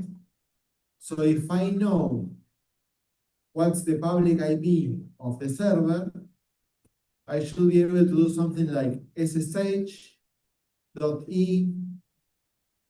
EC2 user at, and now I have connected over SSH to the server, right? I can do a cat authorized keys from my terminal, and I would be able to kick the administrator of the server if I want, removing their SSH keys from the server. And this is where the traditional attacks gets along with the cloud-based attacks. I can run a history in here to understand what was going on. And this is now a normal Linux attack. I can get the credentials from here. I can do whatever I want from here. And if my temporal credential that I got using the instance metadata get lost, I would always be able to refresh the credentials. And again, as I mentioned you, the shared responsibility model, what happens inside the server is our responsibility. So Amazon is not going to care. So Garduti is not going to be detecting what's going on within the server. It's on us. So I won't be able to see anything in the management console that the attacker has their credentials inside the server. I won't be able to detect with Garduti that somebody introduced their credentials in my server. This is a traditional attack. This is not related to what AWS can do for us. So the shared responsibility model is not a joke. Were you able to follow me with this attack? Okay, now I would give you like 20 minutes to continue with the previous exercise. And let's see if you can get in here. After that, the fourth, yeah, you know what time is it? 3:30. we're going to continue with the incident response part, doing some hunting. And then we continue with the wrap up. But the main idea of the exercise right now, I'm going to write it in here. You need to, from the web console, go to EC2 management plane. Look for the EC2 instance and connect using instance connect. Grab the temporary credentials.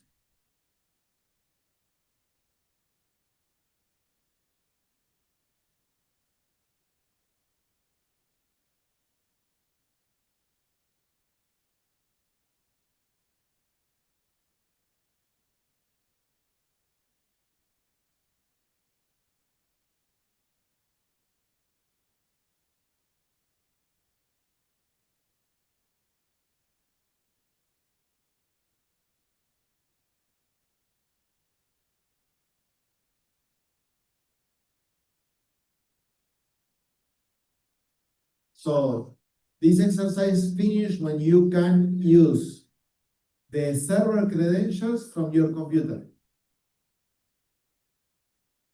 And with that, we can go to go further with the detection of response part. Again, if anybody has some questions, I'm happy to help. Please raise your hand.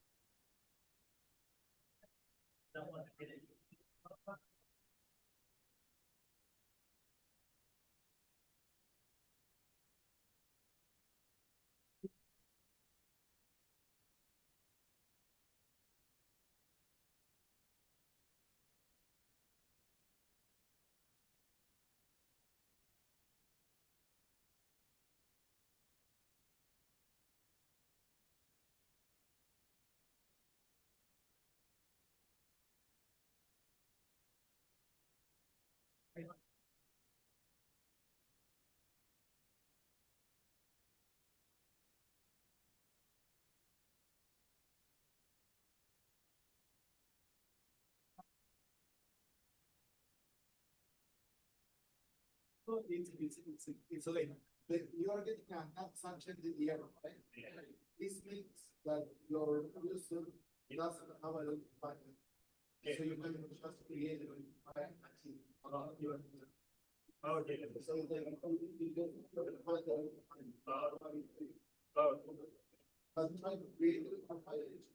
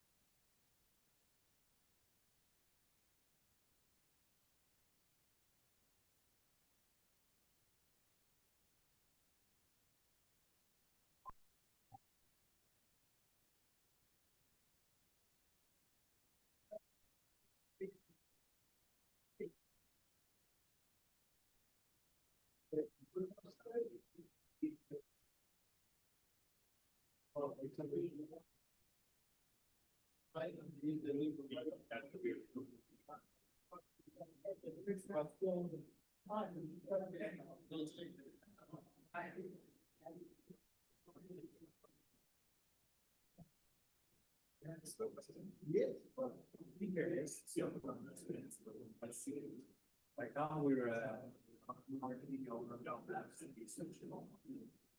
We're making it, we have using place for people. As some consultant that we hired to be infrastructure, they're saying that you need to configure security, you're going to be, are these required? Yes. Give us, It's like, they are not, they are tools, right? Yeah, absolutely. Anyway, just try to use the code. The thing is like, you don't have to do it in the code.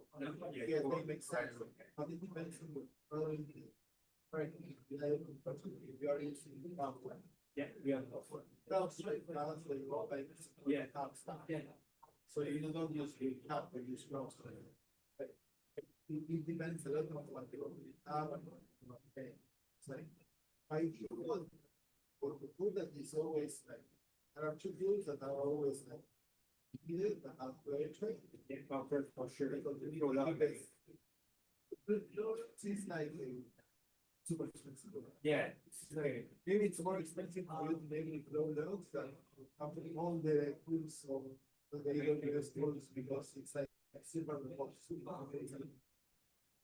For example, they work the site where they have like 600 servers, so and they have 80,000 dollars. So it's not cheap. It's like that. But the thing is, like, they are not required. It depends on what you have and what you want to achieve. So what you have allows you also get everything. That's right. And you dedicate it to you know it. But it depends on how you want it to work.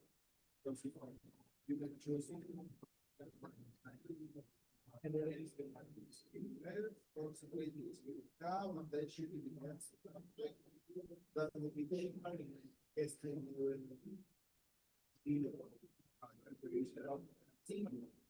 or you have more logs, parts of your scene, or plan whatever, and then she got notification across to the how your experience from that.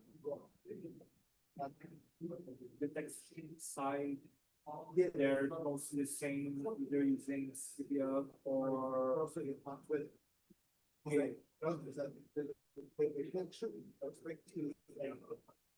Browse tonight with the last thing, another world is going to work with the two features. Nice, like this. So with regards to the Yeah, because look, it's like it works differently. Because browser, what it's going to do is it's going to correlate that doctrine. You know, we create detection tracing browser and you can create detection. That correlates a lot of information that we it analyzes the logs, the squares, the ones several hold on figures. It's like mashing. They can create a learning space. The thing is that they are and not that alerts to the hook and you pay what they need. So it's like good first step, but you start to follow like other types of videos, it's really money. So they most companies what they do is like they will drop comments on every couple of things. Then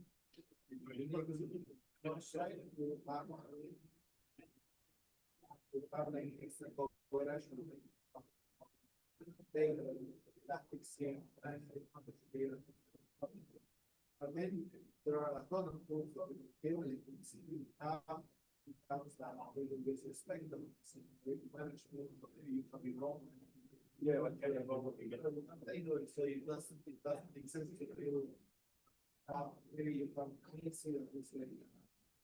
Yeah, it's such a, here you have your own data or tools. Security now. You're not becoming own stack.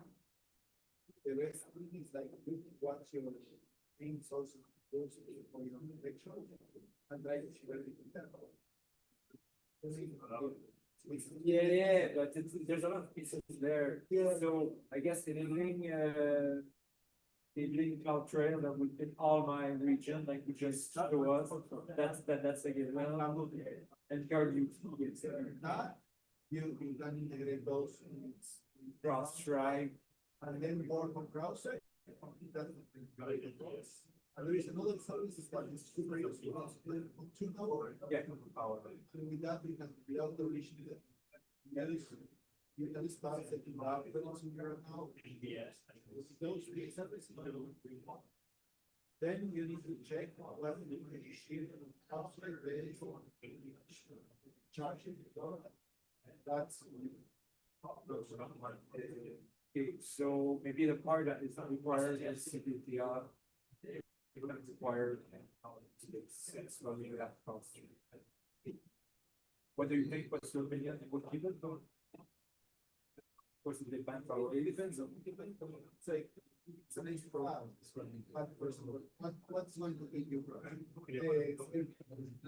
The car is going to give you a place where you're going to concentrate on your time. It's going to give you a score for your clients, and your. So for me, it's Yeah. the disadvantage is that the integration is scarce, because you don't come across on the security happen. You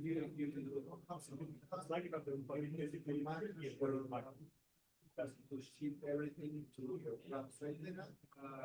But if you have security hub, you can concentrate the relation with the hub and link it with the browser. That can be a little bit more easy, but also other Excel here. Yes. Yeah, Now the you thing think about then to security hub and then from security hub to.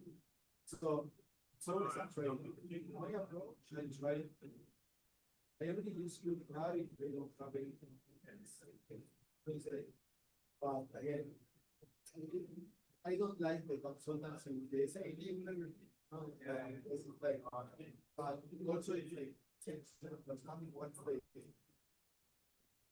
What should I use? Oh,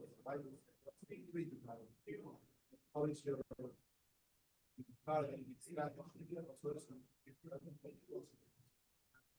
Yes.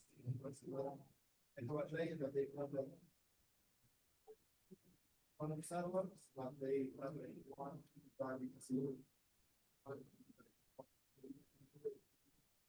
For that company.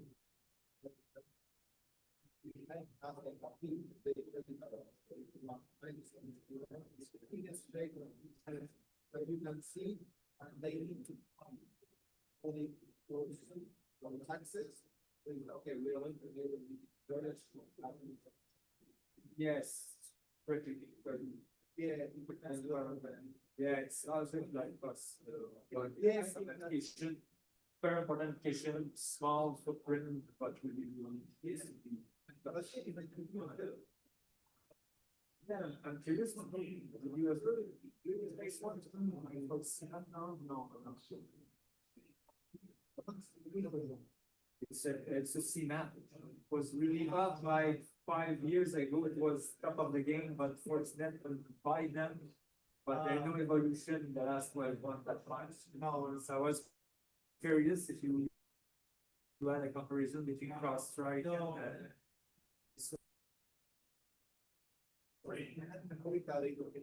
we have a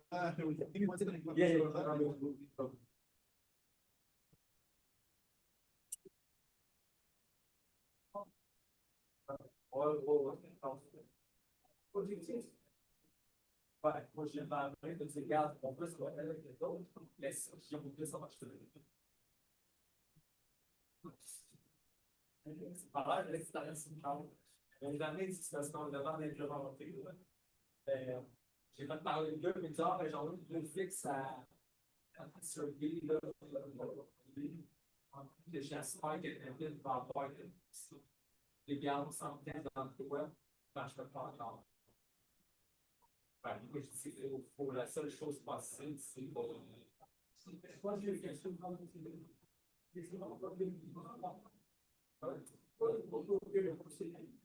Right, no, it's just the graphics for the books, but not the documents.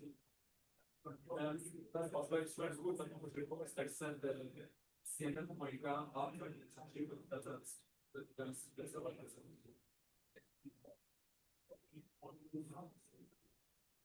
It's a sort of quite important. Sustenance to the work out.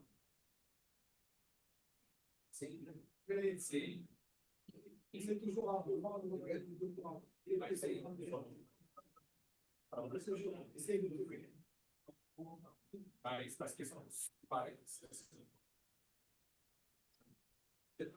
dans le sled.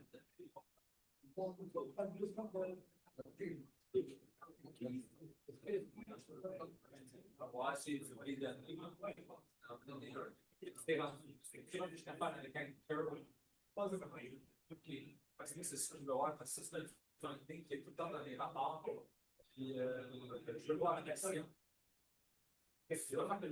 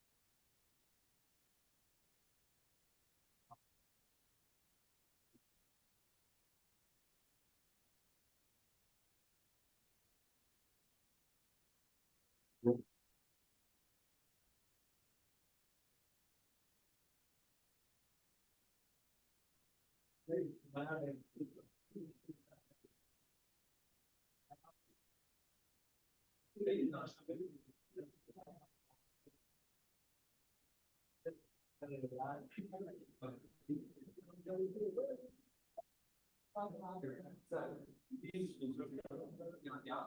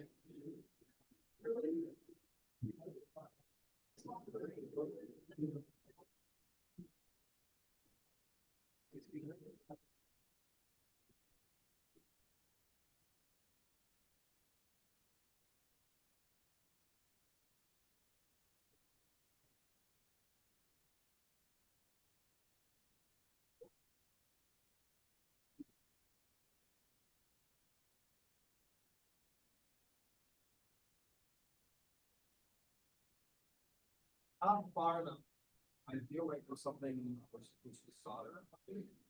It's really because it's it involves not injected. It's like, that's a really cable. Like, who used to be the different cable? After the side of the. I think it's the money supply.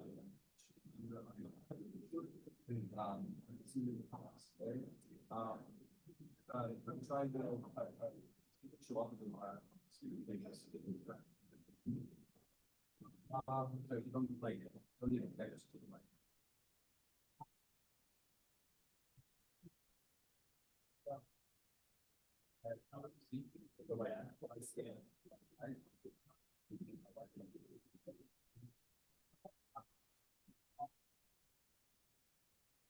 They log into it. Profile page. Oh, small changes. Not just the president. Yeah.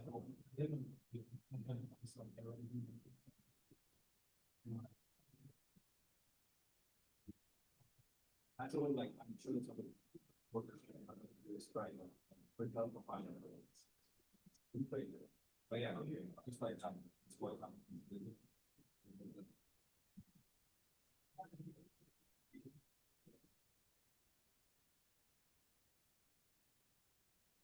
No.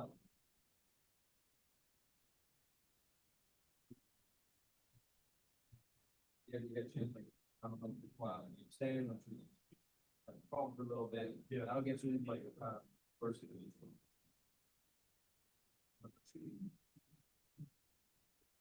First page here, this is where you can, next stage. I'm correctly looking at the framework, so I also think he's connected, you say it's what about it's more closely on. Vibe coding, but it's getting like very simple for that.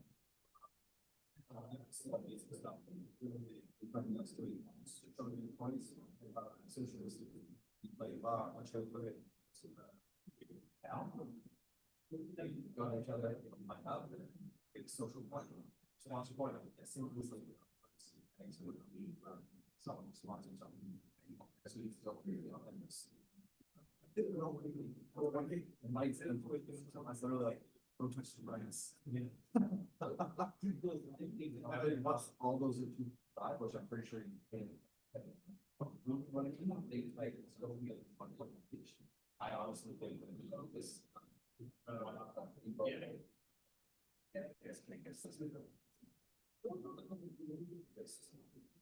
Thinking that it's just like one social line. I feel like Justice, yeah, that's gonna be in the team, there's another question that you can put on that is also the end. Yeah, I guess it's gonna change everything then. So, possible stuff, once he's done his thing, there are stuff. Okay, it's like people like that. He's not watching something. I'm gonna look at it and see maybe if you get put it up. I don't even need that from, already saw that. What people? These are US. And that's on who's this? And I'd like to get into this. This is a certain form of running the team. Take really slow and the shot is. Okay, you want to have your phone? Yeah. You create them settle. I'm not in the side. Oh, that's why you create it. Yeah. Are you? Yeah. At least we know it. It doesn't enable by default. What do you do for timer? Also, we use something. Yeah,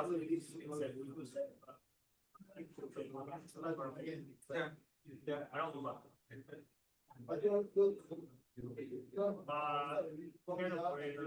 I'm working between IT and between the end of the day, sometimes I'm voice a printer here and there, that's people, they'll like it for me, here and there, that's it. Right, so makes me work. It's got a lot of nice. Yeah, that was awesome. Every week to yeah, that's cool. I'm on the lower like the cybersecurity stuff. It'll like stuff. Okay, do you mind if we continue a little bit more?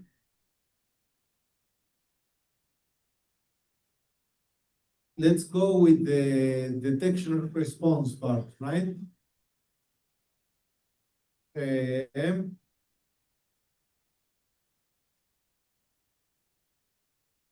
okay, log collection. This is the difficult part when trying to do defensive security in AWS. It's like, what do we have to get? What logs do we have to get? The thing is that the approach that we should be enforcing when trying to defend AWS is like, I need to implement a defensive control, a preventive control, then a detective control to enforce my preventive control, right? The thing is that most of the time, the normal day work overpass ourselves and we end up having detection controls all around the place because it's hard for us to block the business to keep moving forward, right? It's a trade-off between security and velocity. Luckily, detection controls allow us to strengthen our security posture without without having to slow that much to the business. And I think that if there are memes, it's because of something. And if there are plenty of memes about the difficulties of implementing a SOC, a SIEM, and all like that. And AWS is not the exception. This is an example of an architecture of what alternatives do you have to ship logs to a SIEM. Luckily, we have different alternatives. There are several ways that you can do to implement this, but most of them have a set of trade-offs. For example, we can use what was mentioned when we started, like shipping CloudTrail logs to an S3 bucket. And that would be okay. That's the cheapest way of implementing this. Is how AWS recommend us to do that. But we need to take into consideration the amount of delays that we have between when the logs is generated and when it arrives to the S3 bucket. By default, we have something like 15 minutes of delay that can happen between the log is generated and the log arrives to the S3 bucket. So that's not great for immediate response, right? For SOAR implementations, for something that is aligned with the incident response framework. If we want something much faster, we can use a service that's called CloudWatch. That is like the Elasticsearch for AWS. The thing with that is that it's much more expensive. So if we decide to use that implementation, that's going to be much more expensive. Most of the time, we are not going to use that. There is a third approach that is using a tool that's called EventBridge. EventBridge is blazing fast. It's immediate. It's like you generate the event, and in less than 5 minutes, you're going to have that in the event bus to trigger your pipeline. But is the most expensive of all, right? Again, you can choose, and it's not necessary for you to use all at the same time or to choose one and discard the other. The right approach, in my experience, is to have a mixture, especially for CloudTrail. Maybe if you have API calls that you know that are like super critical, like IAM login for users that shouldn't be getting login to the console, like IAM creation, privilege escalation, lateral movements. We can have those specific API calls in the EventBridge integration that is like immediate to trigger an instant response or a page that allows the incident response team to understand that something bad is really happening. And then having the rest of the logs in S3 So whenever something has happened, we can do the research based on that. Something similar happens with Garduti. Garduti has its own delay, so it can take up to 10 minutes to trigger an alert based on behavior. And then you need to add the other delays on shipping the logs to S3, to shipping the logs to CloudWatch, or consuming the logs using the event bridge. We are going to test that. Also, the flow doesn't finish when you get the logs to be stored in the S3 bucket. You need to consume that. And that's when the third-party app comes into play. It's like, if you have a SIEM, you need to ingest the log into the SIEM. And different SIEMs work with the approaches that they consider best for their business model. For example, Splunk works with a pool approach. It's like the Splunk server is pulling once in a while the logs from your S3 bucket. So if you set the pool to happen once each every 10 minutes, you have the 15 minutes of delay for CloudTrail to store the logs in the bucket and the 10 minutes of delay for Splunk to pull the events from the bucket. It happens the same with QRadar. You have other types of SIEMs like Datadog that allows you to implement a Lambda function within the AWS account to push the logs to the SIEM. And that's going to be immediate once the event arrives to the S3 bucket. So you have to configure something that's called an event trigger in the S3 bucket. So whenever a new object is created, that's going to be shipped to the SIEM in the same second.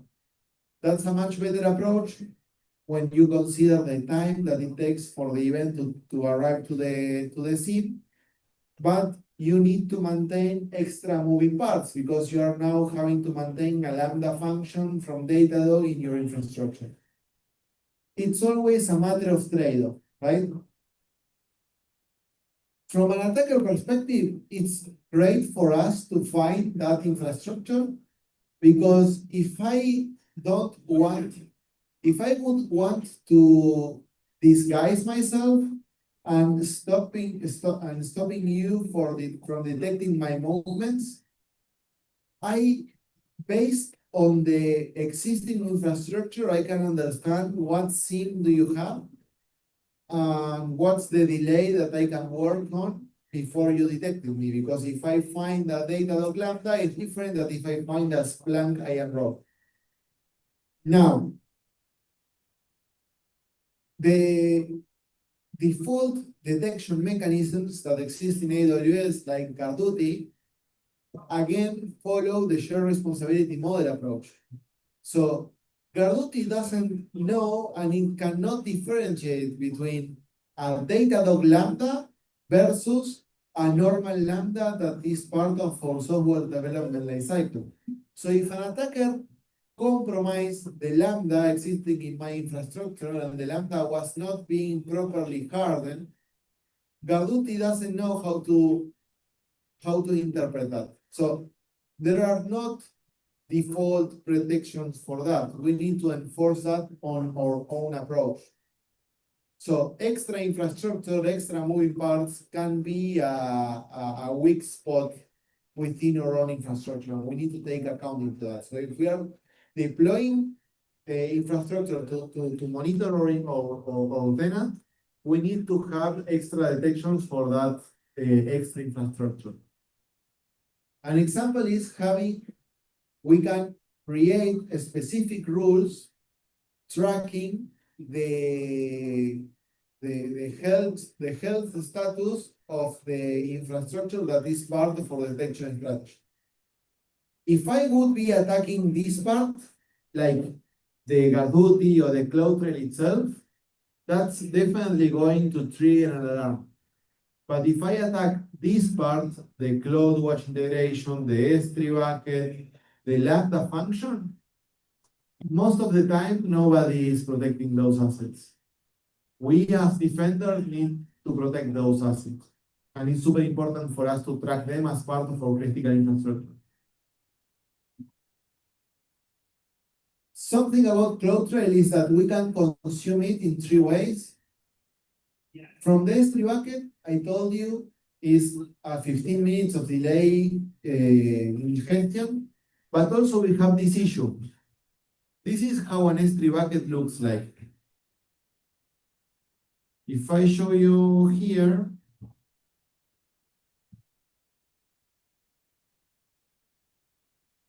you can see that the bucket has CloudTrail logs. It's in a folder that's called AWS logs. Within my AWS account, I can ingest all the regions. If I go to this region, I have folders for year, month, date, and then I have the logs in a .json, .zip file. So if I don't have a SIEM, I need to get these files and zip it and curl and process them with grep, FineString, AWK. It's hard. It's not the best approach. So we cannot believe only, or we cannot trust only in the logs in CloudTrail. The nice thing about the logs in the S3 bucket is that they also can be configured with this thing that's called CloudTrail Digest. The CloudTrail Digest basically is a file that allows me to check for my logs if they were tampered. So if I am under attack, I can review here if the attacker has deleted logs from my account, running a check against these files that has the hash on every object that was stored in the backup. The other way that we can consume CloudTrail is, as I was doing when I was showing you the attacks, using event history. This is exactly the same that you would see in CloudTrail, but in an easier way to process for tactical decisions. What's the limitation of using event history as I'm doing right now? Is that I have a limitation of 50 events per window, and every page has another 50 events. So if I have 1 million events, this is not feasible, it's not useful, I cannot use this. I can work with the filters, but again, for example, I don't have a default filter for source IP, for example, so I wouldn't be able to generate a query looking for the source IP that is not part of the AWS tenant that we were talking about a couple of minutes ago. So this is okay if we don't have other solution, and it's okay if we need to do quick queries, as I was doing, searching for this username. But it's not production ready. The great thing about this is that it cannot be disabled. It's like there is no disable button for event history, and it's already preset. So if you are under attack and you don't prepare because of time or whatever, you are always going to be able to view this. The other drawback is that this is also region aware. If I would have the logs in the scene, I can query all the regions at the same time. Here I need to search region by region, and that's not also super easy for people to do. But again, we are going to see a complete log, and we can view a lot of stuff within the log, and the log is ultra verbose. It's really important for us to have it. The third way that we can consume it is using event bridge. But this is reactive. So event bridge maps all the events all the time, and we can create rules. We can create rules like this one that I created for Garduti with patterns. You can see this pattern we can set this pattern based on the JSON log that is going through the bus. In this case, I'm getting a Garduti finding. And with the Garduti finding, I'm targeting an SNS topic. An SNS topic is a service that I can use to send an email. So whenever, now with my integration, whenever a new Garduti finding is generated, I get an email like this one. That's super awful, but at least it allows me to get a notification when a new event happens, right? This is related, for example, with the, let's go to Garduti.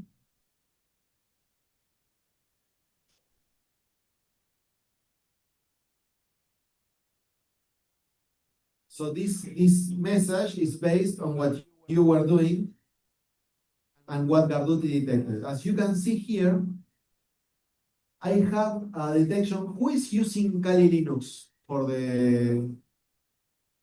So I have this finding because you are using Kali Linux.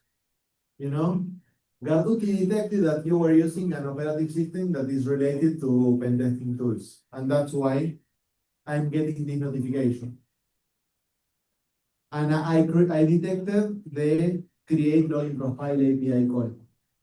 You know, so, but everybody else was executing this API call that is bad, and it was not able to detect any other API call. It only detected yours because you're using Kali Linux.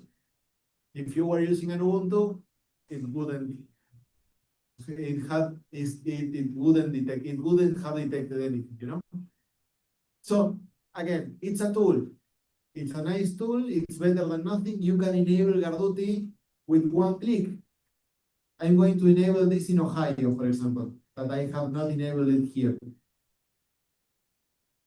For me to enable Garduti is as easy as click get started, enable Garduti.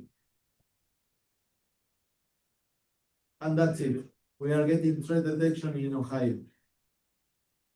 Again, it is what it is. It's a one button enable tool that allows us to generate some detection. It's not perfect, but it's pretty good for what it costs and for what it requires us to do.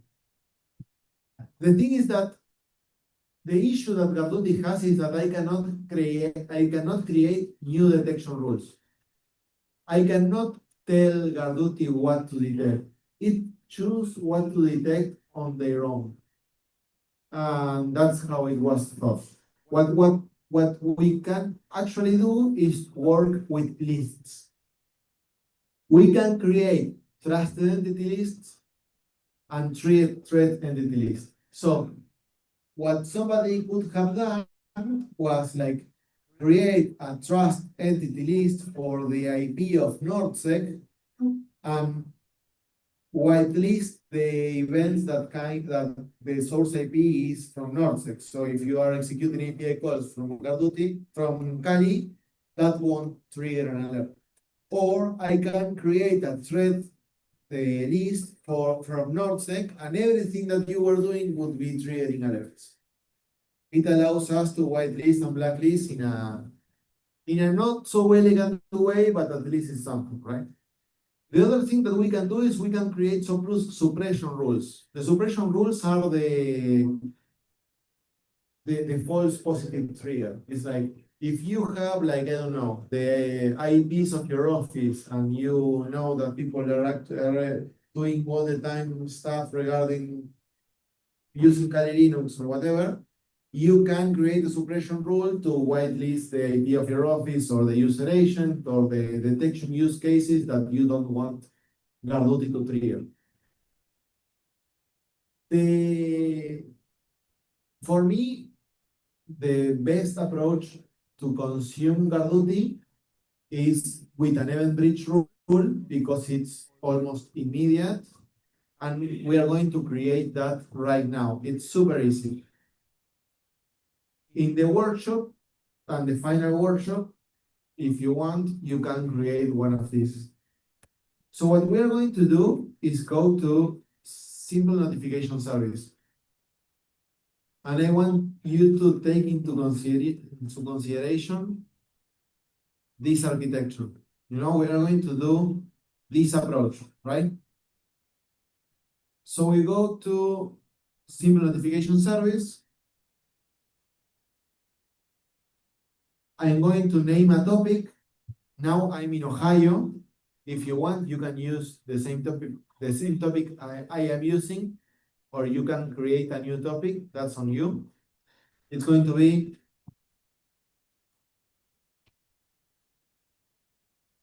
NorthSec, Ohio. I already have the name, and I need to set the display name.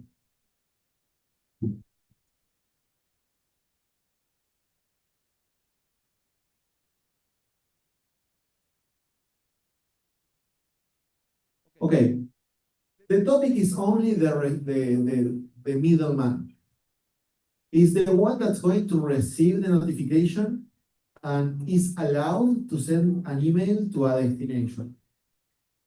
In order for me to add that destination, I need to create a subscription in here.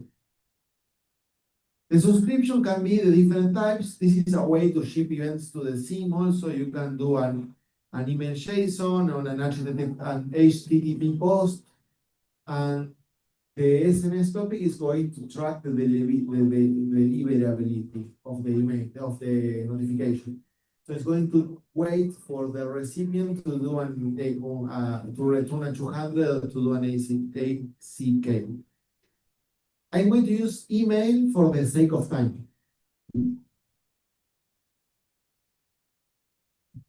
I'm adding my email here, and I create a subscription. Now, I have the middleman that is waiting for the notification, and I have the subscription that is going to trigger an email. In order to finish this step, I need to confirm the notification, because if not, I won't be able to send email to whomever I want, right? So I'm going to go to my email, and I'm going to look in the spam folder, because this arrives in the spam folder, I don't know why. And I'm going to click confirm subscription. Okay, the subscription is confirmed. Back to notification. If I go to topics, I have my NorthSec Ohio with my ID, targeting my email, and it's confirmed. So I have Garduti enabled, I have the SNS topic, and I have my email. What's missing? The boost, the event boost that is going to grab all the Garduti findings and are going to ship those to the SNS topic. So we are going to go to Event Bridge again, and we are going to create that last moving part. Create.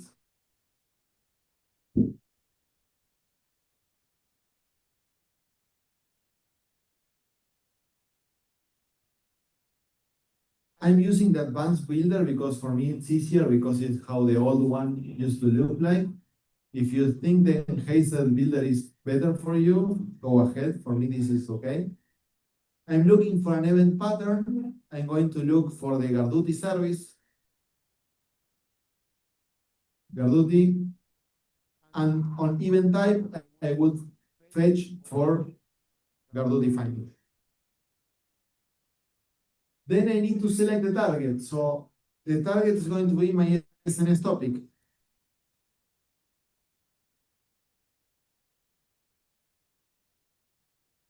And I need to target the topic NorthSec Ohio. And that's it. Now the infrastructure is created for me to detect the notification. We can test it using the CLI. using this command. I will write the command in the console after I finish. The command is create sample findings, and I need to select a finding type. In this case, I'm going to choose a Toripe color to a bucket, an S3 bucket. And if this worked, I should receive a finding, an email. The thing is, like, what I want you to look is for the delay. I have just created the finding and it should be instant, but it's not. So we can wait in here for the finding to appear for 1 minute to 10 minutes to 15 minutes. It's on AWS. It's part of what we agree when we commit with the shared responsibility model, right? Now, in the meantime, we wait. I'm going to say one last thing about this integration, and then I would leave you with the implementation so you can work with this.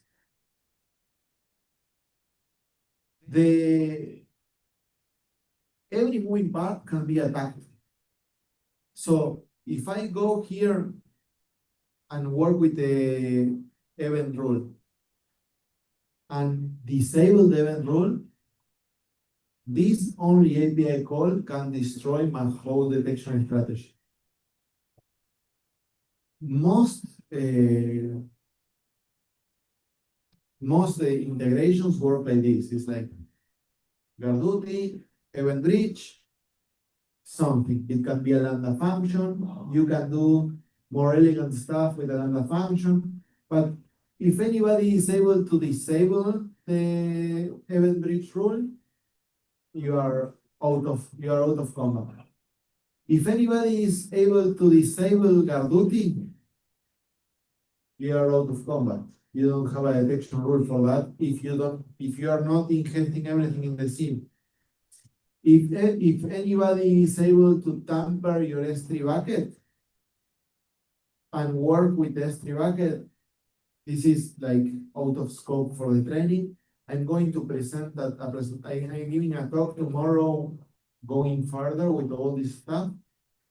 But basically, you can tamper the way that services can create objects in the S3 bucket.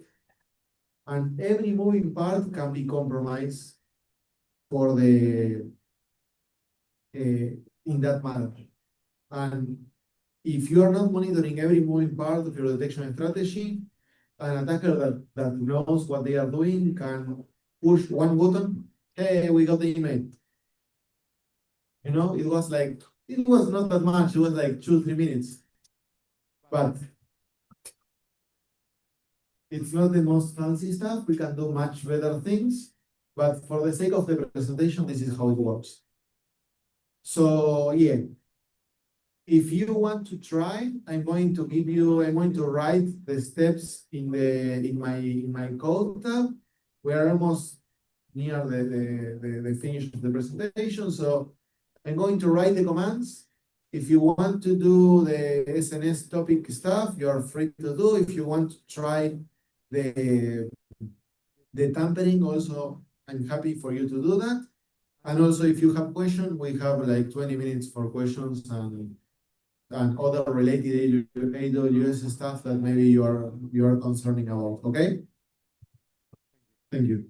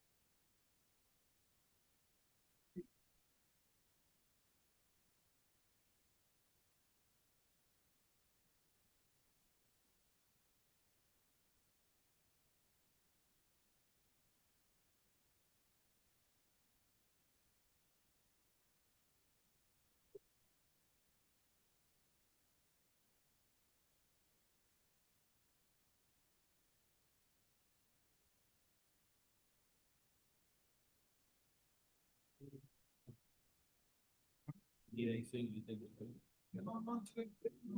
Thank you.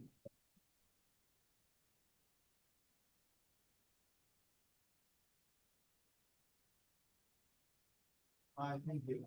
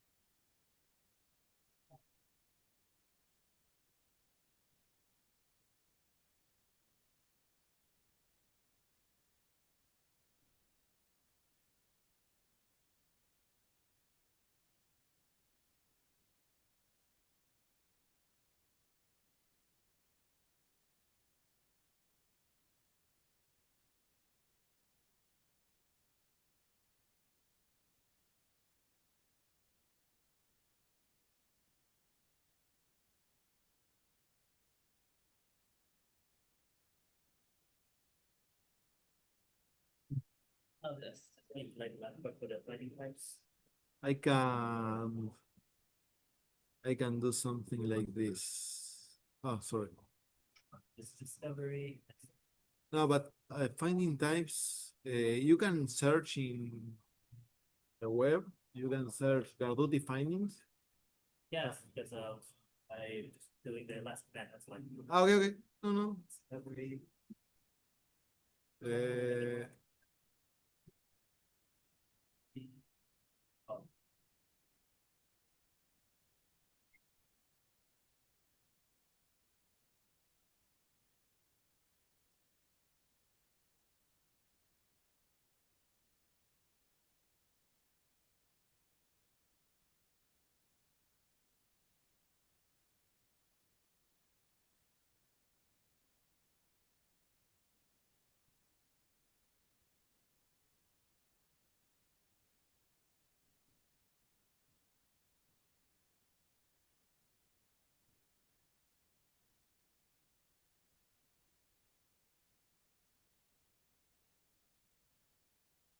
Now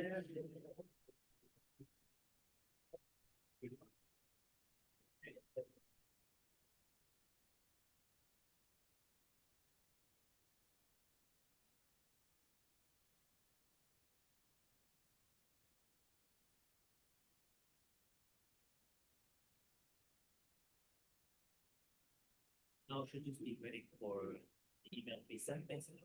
Sorry? Yeah, like this. Have to be waiting for the email to be sent. Yes, have you subscribed to the topic? Yeah, yeah, it's the. Yeah, like made the SMS here.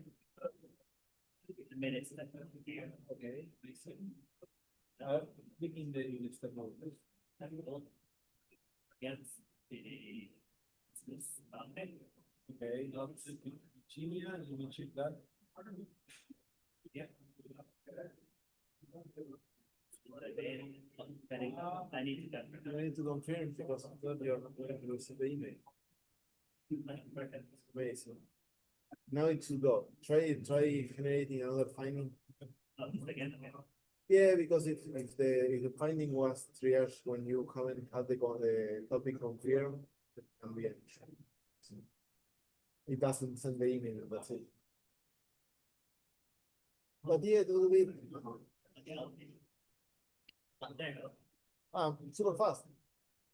Okay.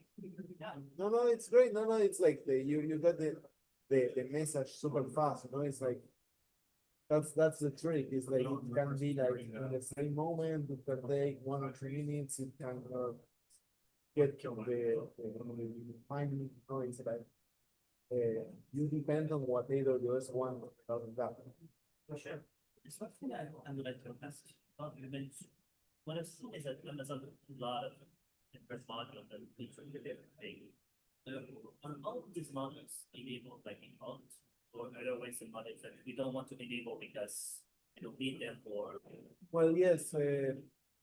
Normally, most cloud providers require you to enable them before using it. It's like you need to enable the API. In AWS, everything is enabled by default. It's enabled the what you need to use them is enabled. It's weird. It's like, for example, Garduti is not enabled by default, but you don't have restrictions to enable that. Whomever has access to Garduti can enable Garduti. No? Okay. But everything is for you to use. So you don't need to ask for permissions, you don't need to generate a ticket for everything is already there. You click and it's going to be there.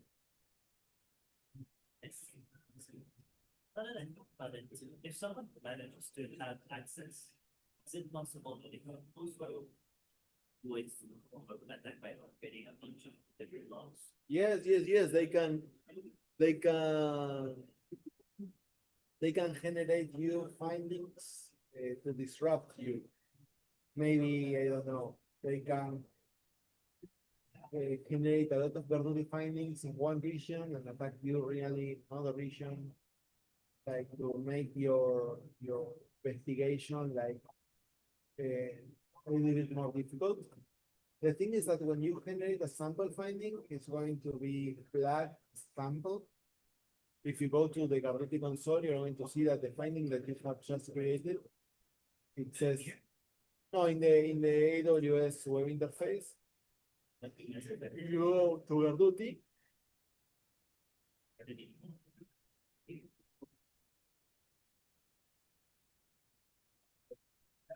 go to findings, and you're going to be at your left. You know that that's real finding, and those are sample findings. So it's like you can generate sample findings, but the defender are going to know that this is a sample finding. Okay, I see. That's the main difference. But yeah, you can do a lot of, if you have enough permissions, you can do a lot of stuff. Thank you. Very nice. Thank you for the, yeah. This is the party tonight? Yes, of course, yes, if they Perfect. Okay, so from that, I'd like to actually, that sample in a name. If you want, I can make it custom, let's say a grenade. You want to remove the sample in the name? I mean, I'm trying to find a way to. Yes, if you have enough permissions, you can create a thread list. You can go to event history. You can see the source IP of the last 20 API calls. You can add those to a thread list and create a thread list with the true API calls. And suddenly all the normal behavior is going to be flagged as an issue. That's a good way to just. And you can accumulate a lot of noise from that. It's like, the thing is like, these are the things that you must focus on. Restrict the permissions of people. But yeah, there are a lot of nasty stuff that you can do once you understand all the moving parts. You can even tamper the event bridge rule. It's like you are using Garduti in the event bridge rule. I can go and bridge right here. Yes. Rules. But for example, if you want to generate a lot of noise, you can change Garduti for cloud trail. Now every event is going to be sending emails to the incident response. No, they are not going to know what if something was true in the middle of all the noise, they are not going to be able to understand what it was. You know, it's like there are like a ton of every moving part adds complexity to track. That's the catch. It's like no, there is no simple approach. You know, it's not like when you are hardening a computer that when you install the antivirus, more or less you know that you are secure. It's super difficult. Even in antivirus games, if they get infected, Yeah, it can't do all of that. So, we as well was worried about that if a module of Amazon can be hijacked against the against the. oh yes, it's a normal type of attack. It's like imagine that you compromise my account, and then from my account you create resources to compromise a third party attack, a third party account. Or you compromise normal people, you can leverage like 300,000 servers and use that to do credentials string. You know, it's like the sky is the limit once you get access to the that's the catch. No, it's not only what can happen to your business, it's what can the attacker do with your info. It's like you have access to my account. You can now run an AI algorithm for all the night and I will be screwed. You need to pay a lot of money. No, no, but an attacker could. It's like, an attacker could. It's like maybe they want to leverage an AI model to break some password. They got access to AWS, they turn it on. Or even better, it's like maybe they launch some crypto miners here and there. You are paying 100K per month, for example, of AWS, and then you are paying, I don't know, 100K per month, and the crypto scam costs you 2K. You are not going to notice if you go from 100K to 102K. You know, it's weird if you get it, maybe it's super late. So yeah, it's like it's like I like to see it like three-dimensional ways of attacks. It's like they can disrupt your business, they can increase your goals, and they can use you to attack other person. It's hard. Oh, another email. Well, I will check if anybody else was able to finish. Not, I think we're okay. Do you like it? Yeah, I feel like it's. Oh, thank you. Anyway, I'm glad you stayed.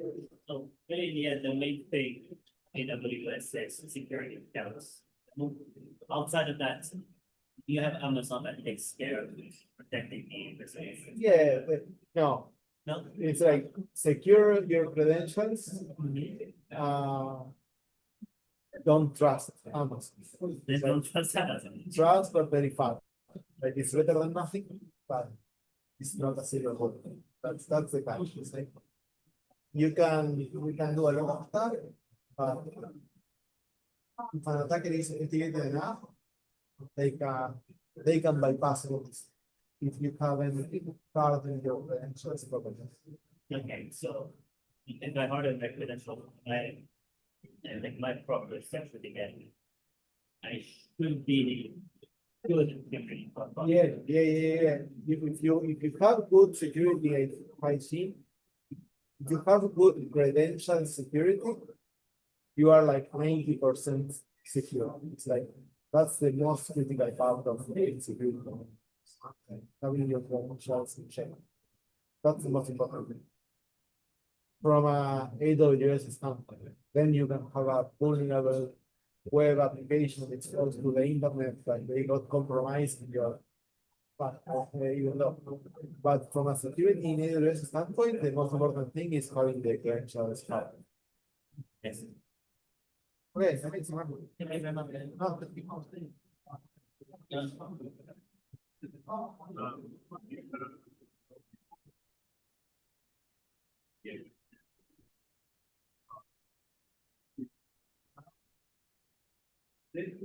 You can choose also.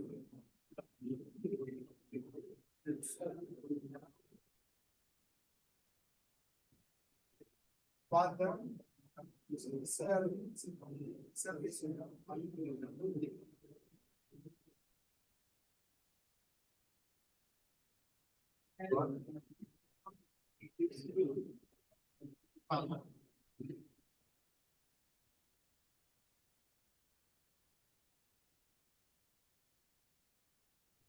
This is the button.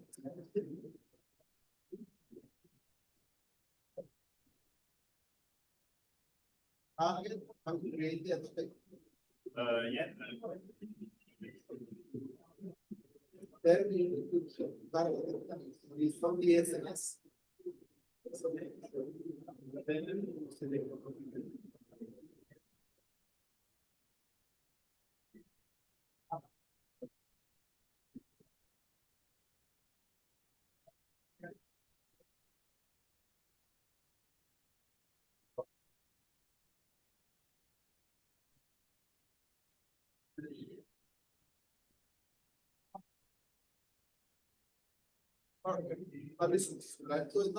Yeah.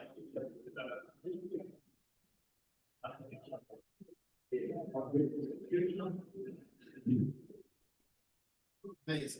Now generate this other finding and it will work. Remember to generate the finding and it's create the result.